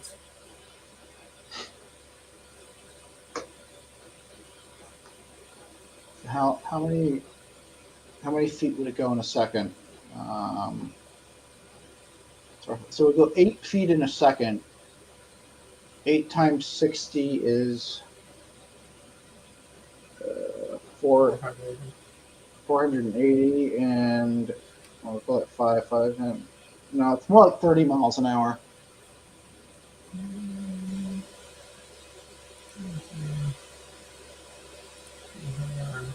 Rough calculation in my head, it's around 30 miles an hour. You should double check that. Checking my calculator.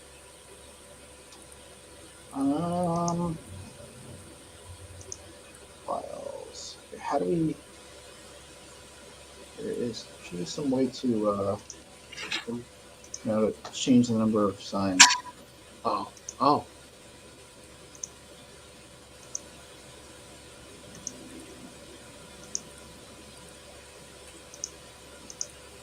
Okay, I think it's in the live. Sign settings. Okay, partitions. There we go.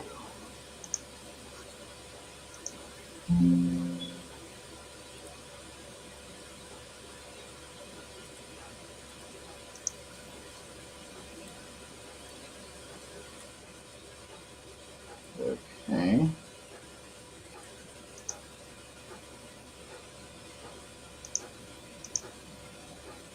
Settings. Okay, sign settings.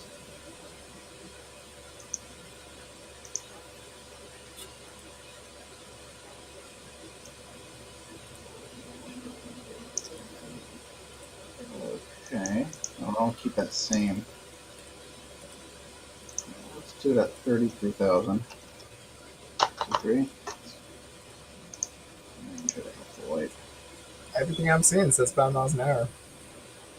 Really? Yeah. I'm using like 4 different online calculators. They're all saying about same. Speed, distance, time calculators. 0.13 seconds. Yep. For 1 foot.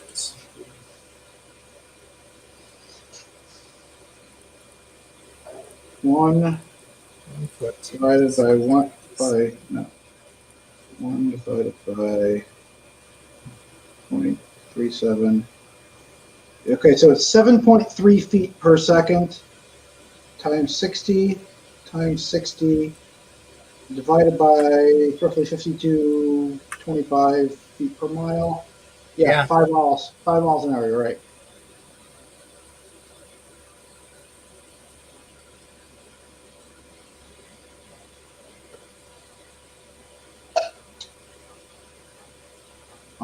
Okay.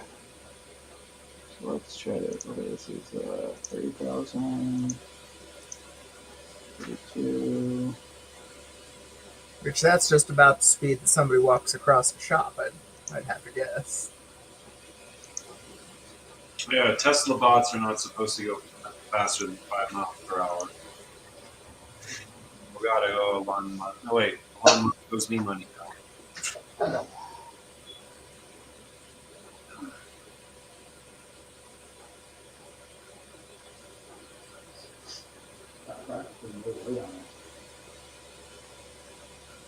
Can you see the snake at all? No.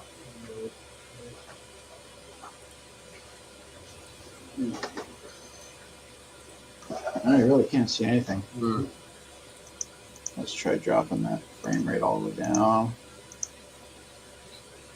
Okay, so that's roughly what we're looking at. You know what? I'll move this a little bit.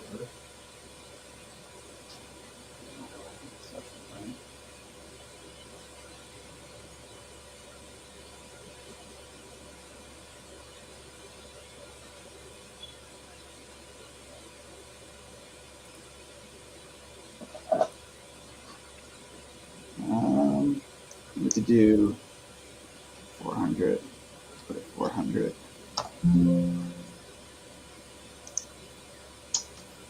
Okay. Probably need some more smoke going on. Oh, we also said we're going to move the smoke in a little bit. Yeah, I'm going to do that. Turn the auto trigger on.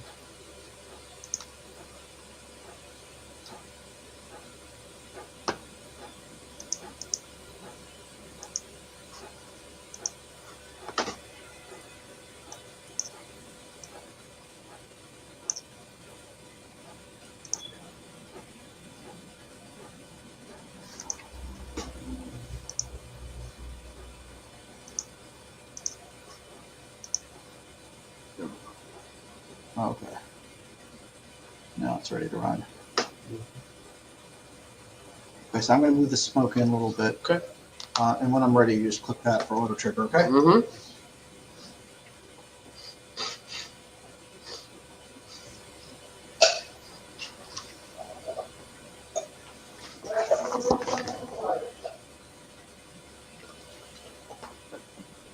Guys, this is what real science looks like.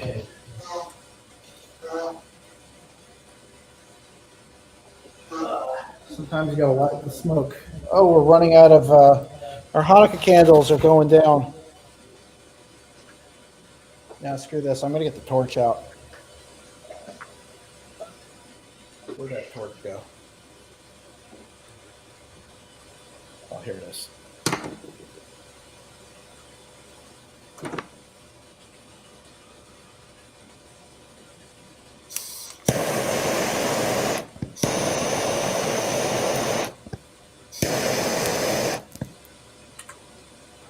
There, we got some serious smoke going on right now. I'm gonna stick this deep inside. We get particulates in the smoke this time.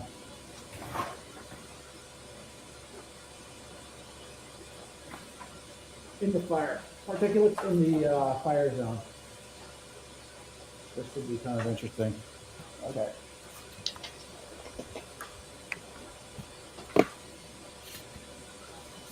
Change the air view.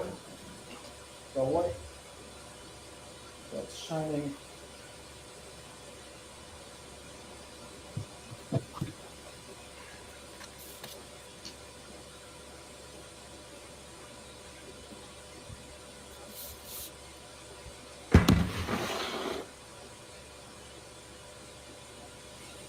You guys can totally increase the frames per second here.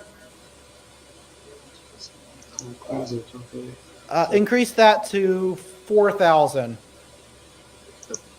Okay. Perfect. Let's leave it like that.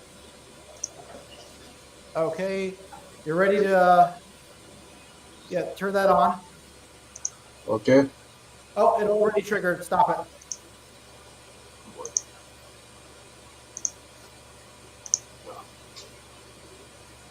Abort recording. No, 1 second. Yeah, take it back to 4,000. Okay. You know what? You could go to 10,000 actually. 10,000. That's at 10,000. Perfect. Okay, so now, may want to set the sensitivity down a little bit so it doesn't trigger right away. Are you ready? Set it down to like 7%. Okay. Area. Which one? Area. Percentage. Image trigger. Image. Yeah. Percentage down to 7. Okay. Okay. Okay, here, we're going up. Is it ready to trigger? Got a problem? It's not saying it's very triggered. Oh, it already triggered? It's not saying it's ready to trigger. That's because you have to push capture. Oh. Capture. Oh. Okay, now But, okay. There we go. that triggered once. All right. This is sign 2. This right, is so a we're- 30,000 frame though. Just leave it. Just leave it 30. Just leave it the way it is right now. Okay. Don't touch it. We're at 25,000.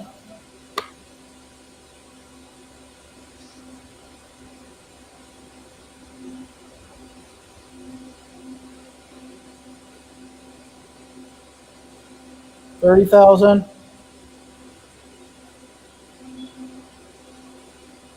It's blowing away ions there. You can see that it's charged.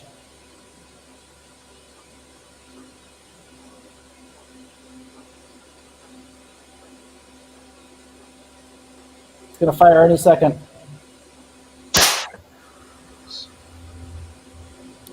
Captured it.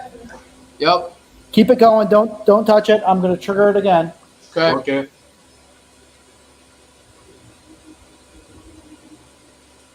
Let's take it. Okay. Shutting it down. Okay. You can click abort recording. I'm gonna come over there. Let's have a look. That was sign 3 and 4. 2 and 3. 2 and 3. Yeah. Okay. So what do they look like? Got a little bit here. You guys can help yourself to more. Okay. Let's go.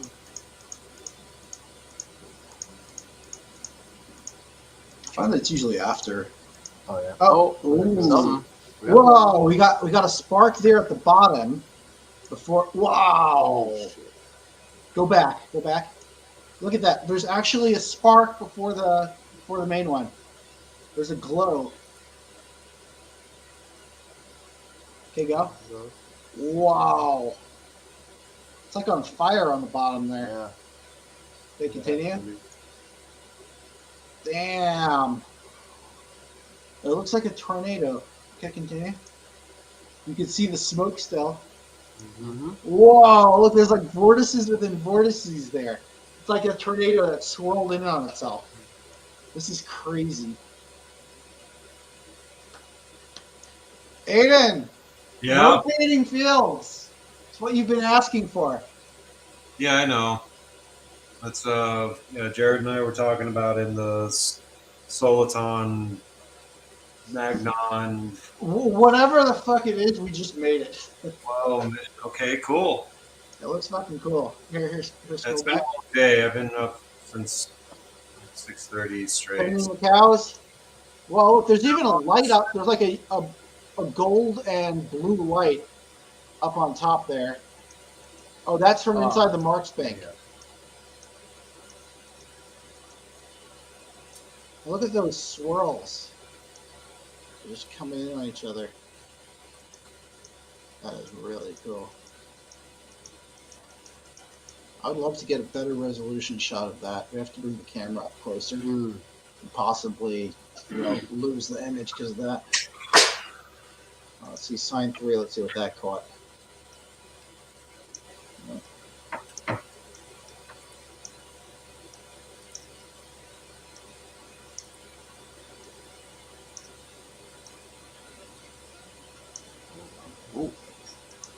Wow.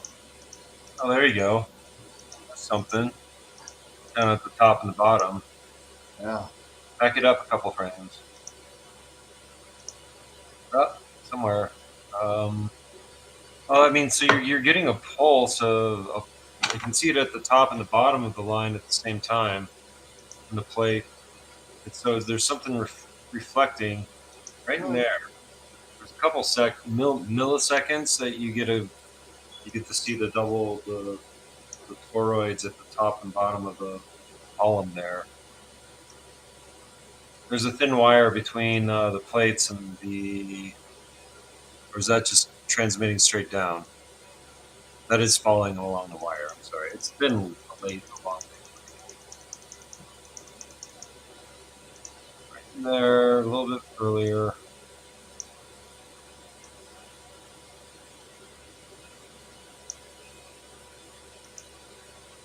Oh, it was there for a second. Very faint.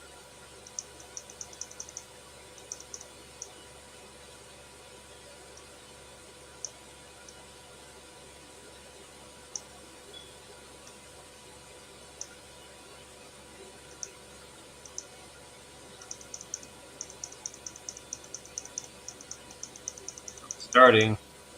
There we go. Top and bottom. There you go. Stop, stop, stop. Like definitely down by the bottom of the plate, but you can see there's concentric rings along the wire and then up at top as well.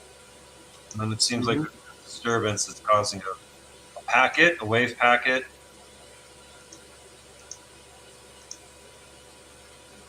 It almost seems like that disturbance is detached from the wires themselves. Because Yeah. the wire ends here, but that disturbance is like, I don't know, 1/8 of an inch out, and that's on both sides. Yeah. That's the external field. That's the rings, right? That's where that's why they draw it in the physics books. Like, here are the rings outside of where the charge is moving, and then you get the dielectric breakdown in the light. Somewhere in there should be the voltage potentials tapping into the background energy, the 0-point field. Just a random thought, Mark. I wonder if you took your microwave generator and you shot some microwaves at this thing at different frequencies when it sparks like that, if you might get any different results. And you know what? You're welcome to come down here and spend time. We even have like special guards to protect you from the radiation. I would love a trip. You could do the day shift, okay? I'll do the night shift. And just like keep a notepad of all the frequencies you try. Right. Keep on firing it nonstop.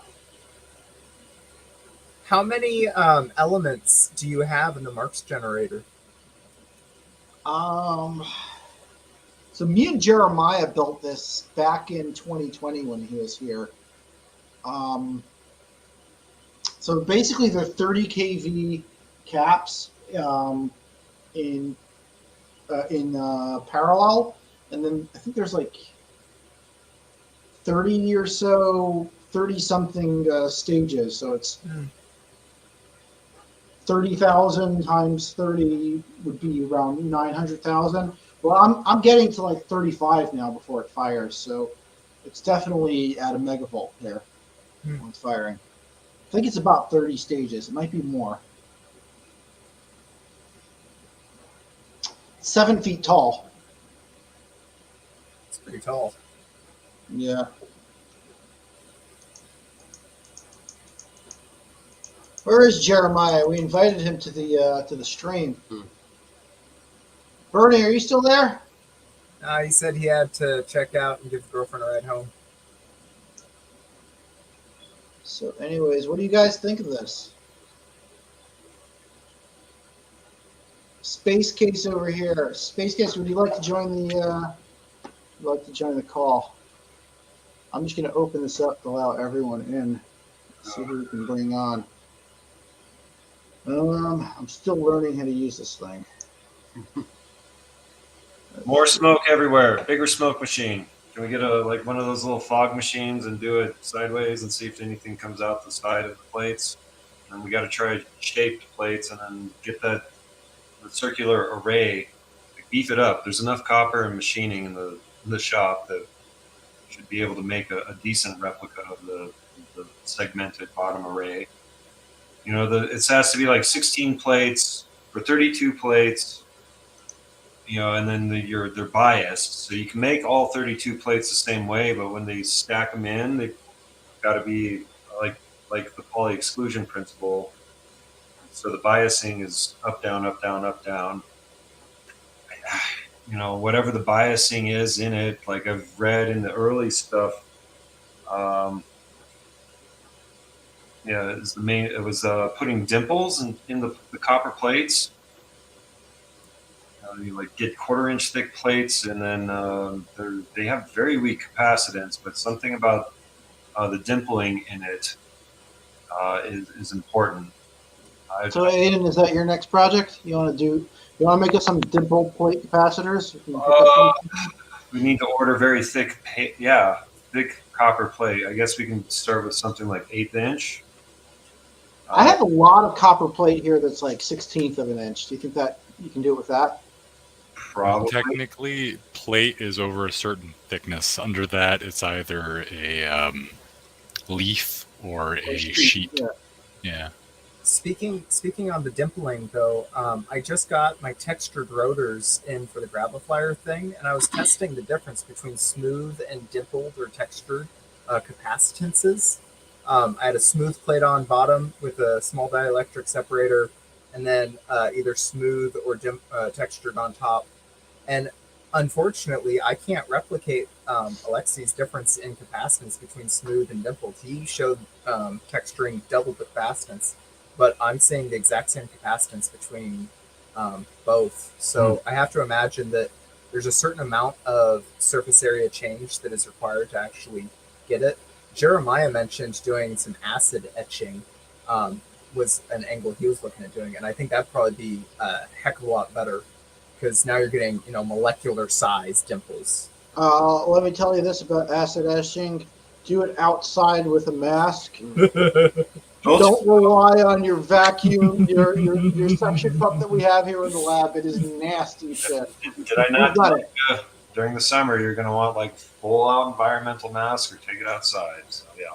Yep, that's what we did. That's what we ended up doing at least. It smelled good in public, right?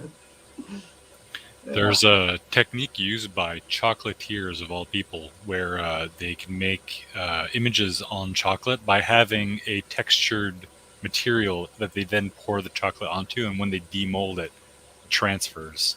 You could potentially do the same thing and get any arbitrary texture you want. That would have to be some very fine, like spikes or something that you pour it onto. Yeah, I don't know about doing molten copper like that. It's pretty. That's pretty tough. We might be able to machine some dimples out of a sheet. Aiden, are you talking about dimples as in what you have on a golf ball? Yeah, stippling is what that's called. I think the reference that McCandlish was drawing to or from was early magnetic patterning. I don't know. Is that Tom? Because we could probably just take a rounded end mill and go straight into the 16th inch copper just over and over again. Right. Grid pattern and get the same thing, right? Do you have a laser engraver? No, we don't have one of those yet. Again, another tool I've been saying we need that, like the what is it, a CO2 laser, YAG, or a fiber laser, and then you'd be able to do. You can get hybrids that have both. Then you can cut basically anything. Or get down to molecular. We just got to figure out how to make beetles grow copper wings. What about the plasma sputtering? That'll get you something like pyrolytic carbon. It'll be actually that might be something. That is a way. So we do like some sort of plasma sputtering on the thick copper sheets. I mean the capacitors. We all know it's a skin effect that's going through the layers in the capacitors. So I don't know. I mean, combine it with that's the whole Magnon thing. Like, can we get a full body resonance of the stack, and then you're passing the voltage through it? An acoustic resonance as well as an electric field, electric resonance, or it's ringing. Because I'm pretty sure you can apply the copper directly to whatever textured material using the technique in the video I posted a link to in the private chat. I think that's probably your best bet for really thin layers. Mr. Thought Emporium. Oh, this guy's pimp, yeah. Simon, are you on the APEC channels as well, the WhatsApp groups and all that? I'm on the Discord. Ooh, there's a Discord. I haven't really been on the Discord. I'll send a link. Give me a second. Mr. Ventura. Timmy V, did you? Who is on that Discord? Okay. It's not super active from what I see. The WhatsApp group is extremely active. Mostly Phil Bouchard these days. Mostly. It's Phil Bouchard and his finite theory. Did you see the AI story that we made about Phil Bouchard's finite theory? No, And no. so there's this new program that AI GPD or something that allows you to make stories and stuff. And we asked it to make a story about Phil Bouchard and his finite theory, and it just continued rambling on and on and on about Phil Bouchard and then how they made such a contribution to science and blah blah blah. And then he died at the age of 93. And then a movie was made in his honor. And then a friend of mine who also had the same program, he picked up the story at that point and talked about the movie that the Hollywood got involved, and they made a movie about Phil Bouchard and his life. And then there was a sex scandal in the movie and how it changed Hollywood. It just went on rambling, making shit up. It was hilarious. Oh, by the way, we love you, Phil. Just so you know, the description in this video that you guys are on right now was generated by AI. I basically just gave it all the parameters of what we were doing, and it spat out a description. Nice.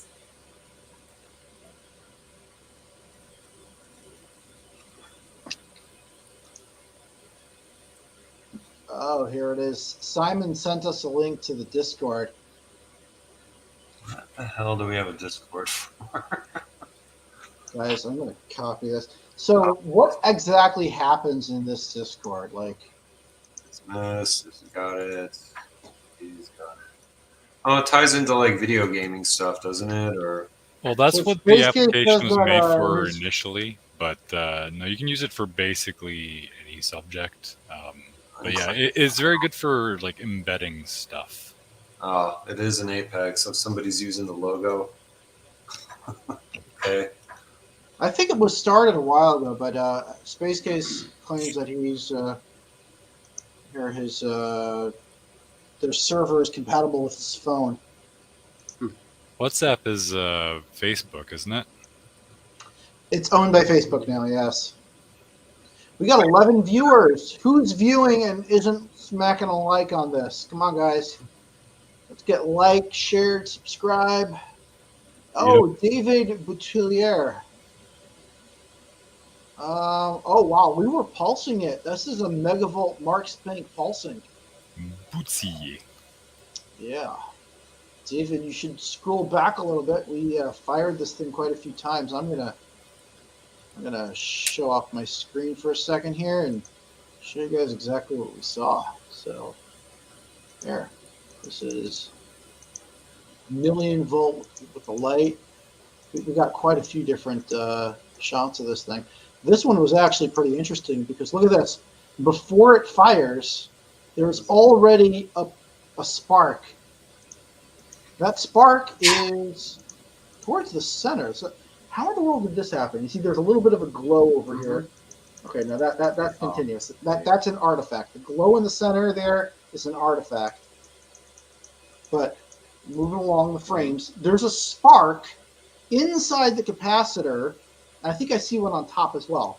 Yeah, there's a spark inside the capacitor before the Marx Bank triggers, which means, I believe, correct me if I'm wrong, if you think I'm wrong, there was some capacitance being stored, some power being stored inside this capacitor plate, and the potential voltage on its plate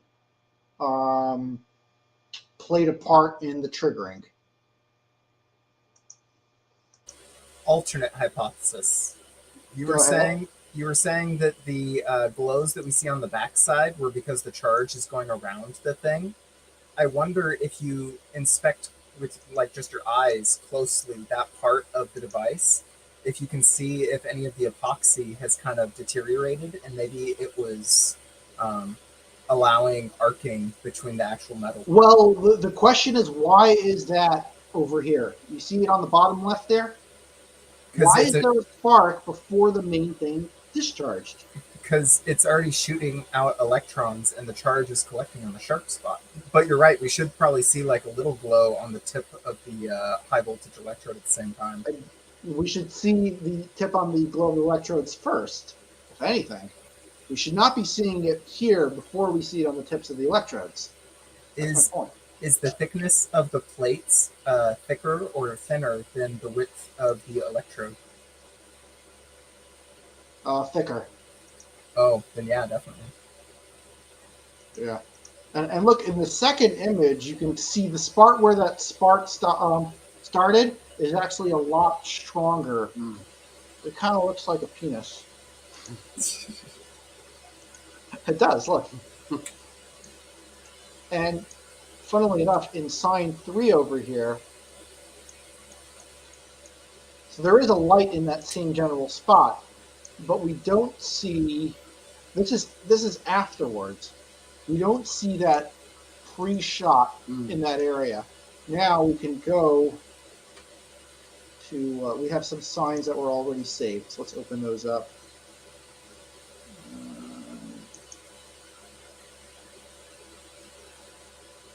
Cannot open a file. Oops.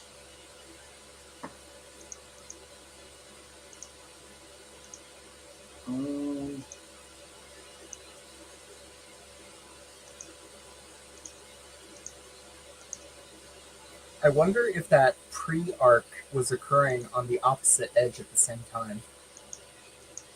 That would be interesting to know. I was thinking of raising the speed and so that you get less light per frame, but you get more images overall. And putting a mirror on the backside with a convex, with like a focusing lens. Yeah. So we can get more light in. And then we have to bring the camera perfect distance so it would be in focus.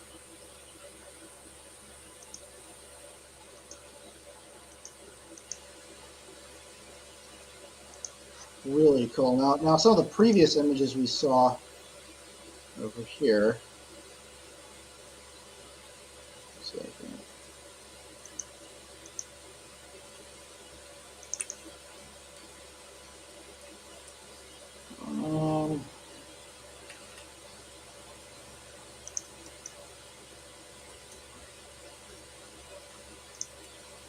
what was this saved as?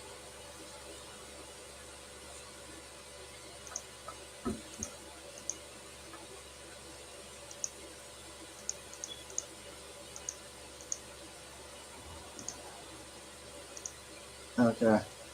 So anyways, this is what we got out of those images. Some of the previous ones were played earlier, but over here you can see there's a sort of a torus. It's like two tornadoes twisted in on each other.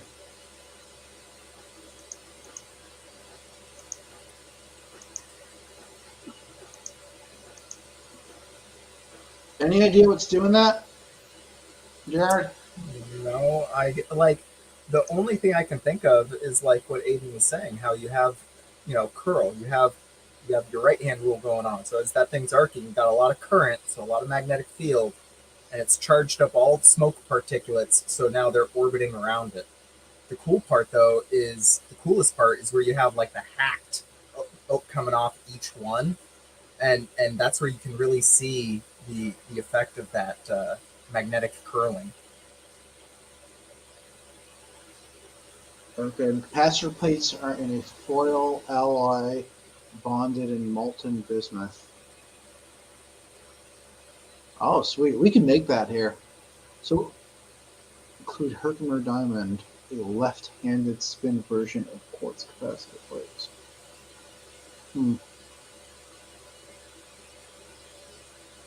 Herkimer diamond is just quartz with imperfections. Quartz is useful since it demonstrates birefringence. That means that you're getting two different speeds for your waves, your light going through it, which that you're getting really close to one of those having a negative pointing vector with relation to the other. Where would be a good spot to get quartz? The ground. Isn't No, I mean, as in sheets of it, so we can make this. Ah. Oh, then your best bet is actually growing it. So buying it from the people who make it for like watches and computers and stuff. But then I guess that wouldn't be Herkimer. Herkimer is basically when it's like two pyramids, one upside down, like base to base, right? I heard that Herkimer is just dirty quartz. Hmm. It has, I believe, carbon inclusions. Searching that, Tom. EVs precede spark. David, are you talking about EVOs? Double Exotic terminated object? crystal. That's the term. Terminated crystal. Double terminated crystal? Mm-hmm.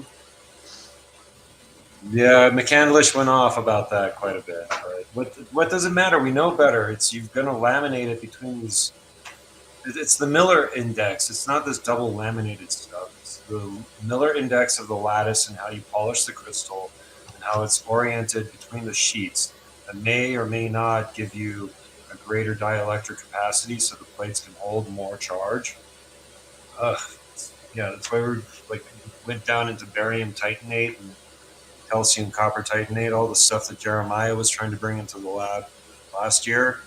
It just it has to be polarized, and then you have to grind it, and it's a bitch. Like that stuff gets stupid expensive because you're trying not to fracture the ceramic as it's been oriented or cured and oriented correctly.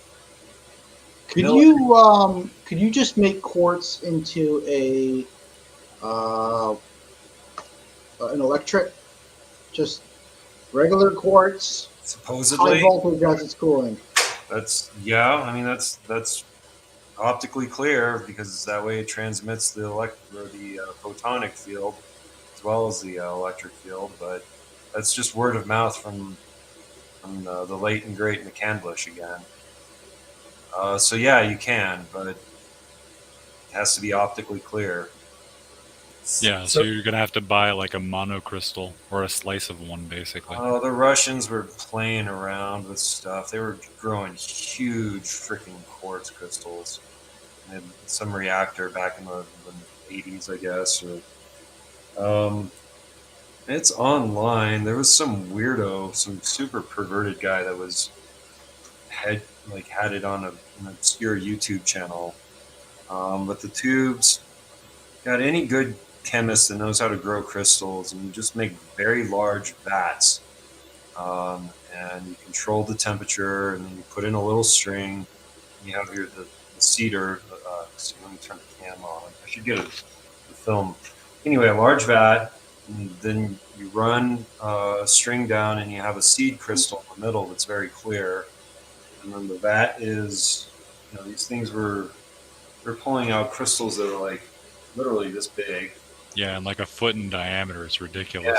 Yeah. Somewhere deep in Soviet Russia, somewhere in the 80s. I think South Korea produces a lot of quartz as well, if I'm not mistaken. Right. I mean, so they've gotten into the radiation hardening for CubeSats or mil sats. I'm actually reading an article that says that quartz is a naturally occurring electric. So he specifically said left-handed quartz, which is only 1% of the quartz out there. Left-handed. Chirality of... What do you mean by left-handed? So quartz comes in two flavors, right-handed or left-handed, but it looks like it naturally only happens about 1% of the time. Mm-hmm. So we know from the metamaterial books... Where do we get left-handed quartz from? I'm looking for some. I'm not finding... I found... Okay, here, I'll put one in the link. You can get a 40-millimeter wide disc for $460. It's expensive because it's rare.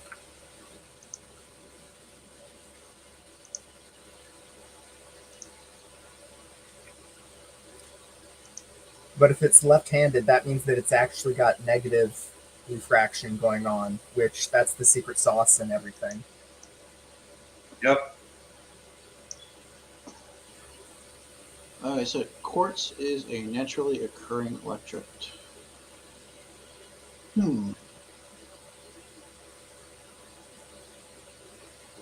I guess you can easily make an electrode out of quartz. There was supposedly a UFO built a long, long time ago that was built using quartz. We actually made a couple electrodes here. This isn't interesting. You were using the waxes, though, right? Yeah, we were doing the wax method. So if we made an electrode out of quartz, I'm just thinking of how to do that. Keep the temperatures right. Probably have to go to a glass making factory, bring our high voltage power supply over, and charge up 2 plates, place molten salt in between them, and allow them to cool inside the field. Unless you grow the crystal inside the field from like in the same way that you grow a quartz crystal. Yeah. I mean, that's what Jeremiah was talking about with polarization. I was supposed to pour some bismuth or some of these resins between polarized plates. I just have like some wax or silicon on the top and bottom. Hope that that's exactly what we're playing around with dynamic nuclear orientation. Like an applied electrostatic field to get a polarization potential, which. Well, I guess from a practical standpoint, in order to make a decent electrolyte out of quartz, we need to work with a glass company. There is one nearby that I was thinking of reaching out to. Corning does all the defense contracting. What? Corning glass. They make the. Yeah, I was there. They're pretty far away, but there's a place closer by, about a half an hour from here. They do defend. They have like ceramic body armor plates. I was there. I actually went there last summer. Okay. This past summer, I was at Corning. It's pretty cool. We saw a demonstration, but there's a place closer by. They're about a 4-hour drive. There's a place about a half hour from here that does. The lab. I mean, we still need to get the business structure and then the security clearance. Hey, Jared, you want to jump ship? You got a security clearance, don't you?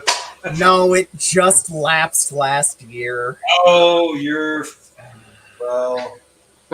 I know. I'm on clearance jobs all the time, or I used to be, because you can get 6-figure gigs left and right if you got even a secret. Nice. Get on the other side of the fence. Just so you know, it looks like for the left-handed quartz, the direction that it gets cut really matters. If you want to pass a beam through it, it needs to be cut in the z-axis, versus if you're going to pass through edge on, it's going to be cut x or y.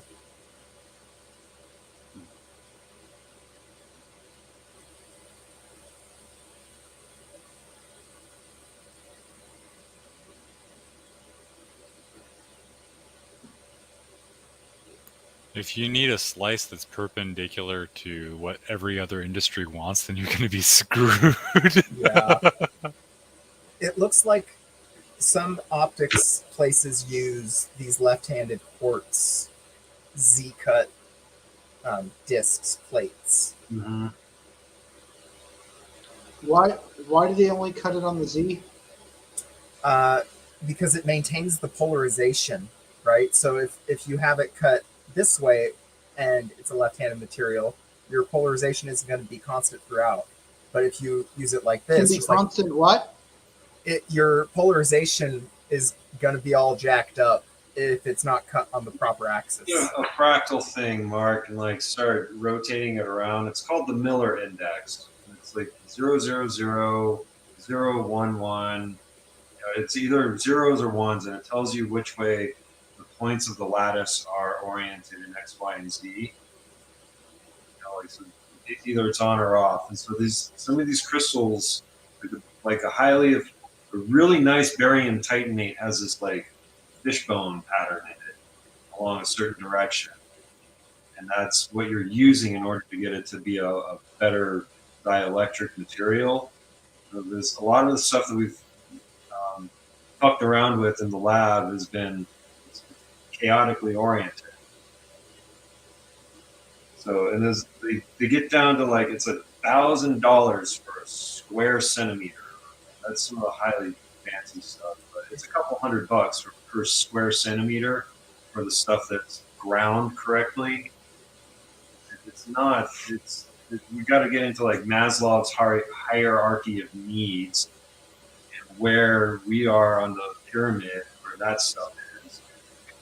Some of it's, yeah, you know. If you need a visual, if you have a pyramid stacked butt up to another pyramid, right? You want to be able to have your light ray go from the bottom point of the pyramid up through the top. But if it's cut wrong, you're going to be going through in between where the pyramids are. And so you're not going to be getting that twist that each pyramid gives it, right? You're going to be snaking between them. So you want to make sure they're all cut in the same direction so that every light beam is going through every single one of these vertically stacked pyramids.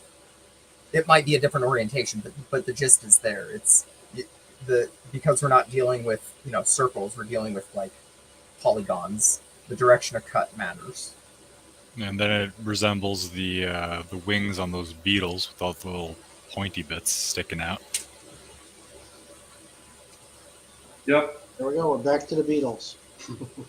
No, Actually, I have crushed exactly. Beatles over here. Yeah, Simon and Jared were kicking the same topology, slightly different materials, but so RF stimulation of the atmosphere, and I guess the microstructure on the beetle wings is interacting with the electric potential of the oxygen and hydrogen, whereas the crystals are dealing with the phonons. As this electric spark hits the anode, then it keeps traveling through it. It turns into a photon. Okay, so here's a question for everyone who just joined. Check this out. So the results right next to me are showing something pretty anomalous. You see that spark over there on the left bottom? The left bottom, there's a tiny little spark. This is the next image moving forward in time. Now, why in the world would this Marx Bank, before it even fired, a spark is forming on the capacitor? Previous image, it's gone. One image forward, there is a spark there before the Marx Bank fires. How is that possible, and why is it there? Maybe it's the rise time. Maybe you have, like, at the base of the rise, there's enough juice that's already come out that for whatever reason that spot wants to arc. But then once the Marx actually fires, you're far enough up the rise time that the big chunk of electrons are all now shooting down into it. And so now you get the actual firing. But Oh, sorry, go ahead. I'm done. What you got? Oh, okay. I was going to say that it could also be smoke particles that are being ignited by it.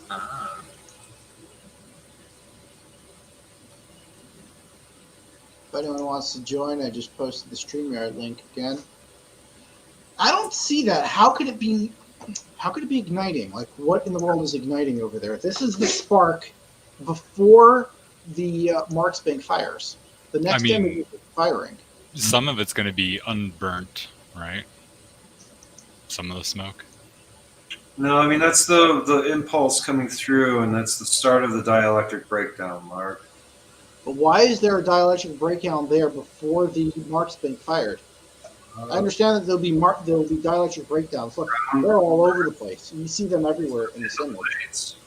And they're still there in the next image. But why would it happen before it gets hit? So the color, if you look at the color of the two sides of the arc there, one is bright white violet and the other is dark red. In one of your other shots, we can see that the anode is like bright blue and the cathode, the plate, is that darker red. Or maybe I'm inverted, maybe I'm backwards. But either way, yeah, that one. So you can see that the top of the plate gets bright white and the high voltage lead is like red. It looks like that's inverted from that, like it's drawing all of the electrons to one side from the other. Is it attached to ground in any way? There's Ground is on the left in this image. So are we starting to have, like in lightning, you have upward streamers from ground and then the downward streamers from the cloud? They meet in the middle with lightning. In this case, we've seen with the super high speed images, we've seen the exact same thing. They're coming from both directions. But in this image in particular, we're not seeing any discharge coming from the Marx Bank. We're not seeing any spark coming out of the capacitor. Yet there is a spark between plates of the capacitor.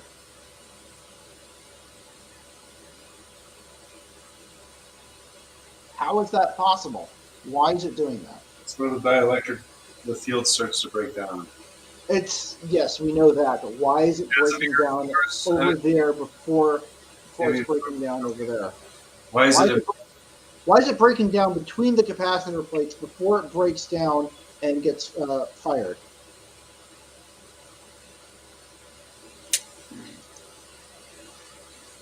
As far as I know, wait. Go back one frame. Right there. All right. So at the very top of the disk on the Marx generator, watch that as you go forward one frame. Yep, I see that. So there is charge moving through the Marx generator at that same exact moment that we see that breakdown. It's not the full charge, but it's some of the charge. Ah, okay. That's a good point. Yep. Good catch, Jared. So there is some charge. It's starting to spray electrons out. The spray of electrons was enough to make the capacitor plate. Ah, I see a potential problem now with the experiment. So we're impulsing this experiment.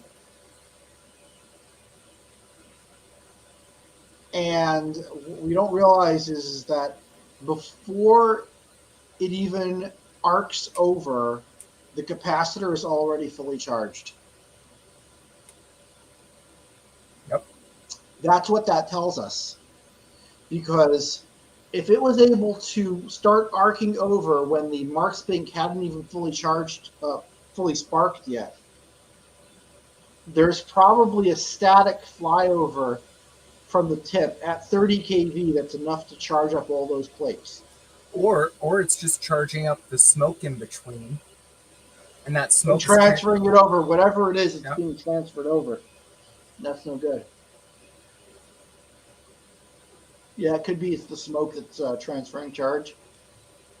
Or it could be telling us that the charge plate is the high voltage end of that capacitor plate has already been charged. In which case, we probably need to attach some sort of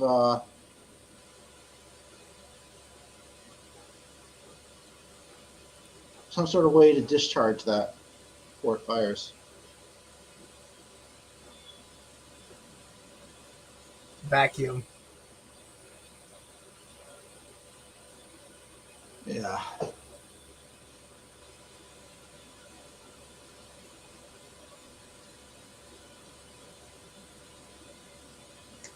Hey, Pinky. Pinky, come here. Guys, say hi to Pinky. Hi, Pinky. Pinky. Pinky wants to play ball. Pinky, come here. Pinky, come. All right, Mark, this has been an awesome night. Thanks for sharing your experiment. No, not a problem. Got any sign out recommendations for the next iteration? Yeah, get that thing I left there a couple years ago. It's like pretty simple. It's in my box. It's a bunch of copper plates. Maybe make some of them bigger and smaller and try the 37-degree angle on them, or cut some more out because there's a bunch of copper sheet. How do you make them bigger or smaller? The CAD file. I don't know. I'll send you the email, the effing CAD file, and scale it, or I get off my butt and because there's got to be a 37-degree angle on the edge, right? 35 point something. I don't know what the hell you're talking about, but okay. The edge of the ARV, the side. Oh, you know, I actually have a Teflon disc with that angle on it. Pinky. Is that important for the capacitor plates? Apparently, that's it. Kind of ties into like the shape of the field, and I don't know. There was a good argument on the slopes of the pyramid between like the Russian pyramids and the Egyptian ones, and like how they're shaping. Maybe we need to get some quartz for next time. We'll get some quartz glass, rounded, and we'll just have larger plates going into smaller plates. You know, kind of like cone shape. Cone shape parallel plate capacitor. But I don't know. Jared's telling us that we need left-handed Herkimer quartz cut to something that's not industry standard. No, it's not. The red herring that's mixed in with all the blue, like the blue herring. Frequency selective materials, Mark. Get the effing book out, and it just has to do with refracting the wave a little bit. Frequency selective surfaces, and the different. That's what we've been going in with. That's what they're with the antenna theory, and like instead of the split ring, you have the S resonators, and then you just line them up so you have the figure eights. So you start reflecting the wave backwards through the material, like as the photons turn into. Jeremiah built something like that. Supposedly, he built a bunch of effing things and coils and more coils. Yeah, there was some sort of like figure eight coil thing. Yeah, it's a S ring resonator instead of a split ring, an S ring resonator, because two of them, you know, in layers create a figure eight, so it's an S ring. Does create a ring. So and then with the left-handed materials, it's what, like mu negative. They get double positive, double negative, epsilon negative, and mu negative. And so the stuff like copper is single negative reflectance, refraction. Single negative and dual negative. So yeah, copper is usually upper right quadrant. So it's single negative refractive. Reflection and refractive are playing around on the tip of my tongue. So anyway, as the crowd, I think I'm gonna punch out too. It's like 9 o'clock for me, and I need to get some sleep or go make some coffee or something. Jatine and Tom, you're still there. If you got PCs at home, look into that Octave software. That's the MATLAB, open source MATLAB, and check out that YouTube video that I posted, because it is the MATLAB coding environment, and it gets to be very useful for punching in equations and then coming up with. You can make it eventually compile into C and then upload that into your microcontroller, so we can get at some of these pulse waves and stuff mathematically. Anyway, Cool. algebra. And I'm jumping in balls to the wall on that one, but so if you guys could do that, that would be very helpful. All right. It's just a continuation of what you were doing with like learning the Pololo. Yep. So, and it's start very basic, but Octave, you can, OCTAVE, and then play around with it, and then probably this is business. Some of this needs to be talked about during Thursday's meeting, but sir, yes, sir, good sirs, please, kind sirs, download that Octave stuff and watch that YouTube stuff. Sir, yes, sir. Thank you very much. Sir. Have a good night, man. All right, I'm punching out, Mark. I think I'm going to punch out as well. I think it's just, I think we're done here for tonight, guys. 12 people that signed in. Thank you for joining us on the second night of Hanukkah for our experiments, and hope you guys enjoyed it. It's 11:10 right now, and we need to clean up this shop. It smells real good, like sage. Bart Butcher just says, what do you know if you put a piece of aluminum between charged capacitor plates? Would that align electro and nuclear? Bart Butcher, do you want to come over to New Jersey and find out? You can put it on there yourself. Ooh. Pinky says yes. Pinky wants to try it. Good night, guys. Live long and prosper. Thanks, guys. Peace out. So, Thomas. Say goodbye. End broadcast.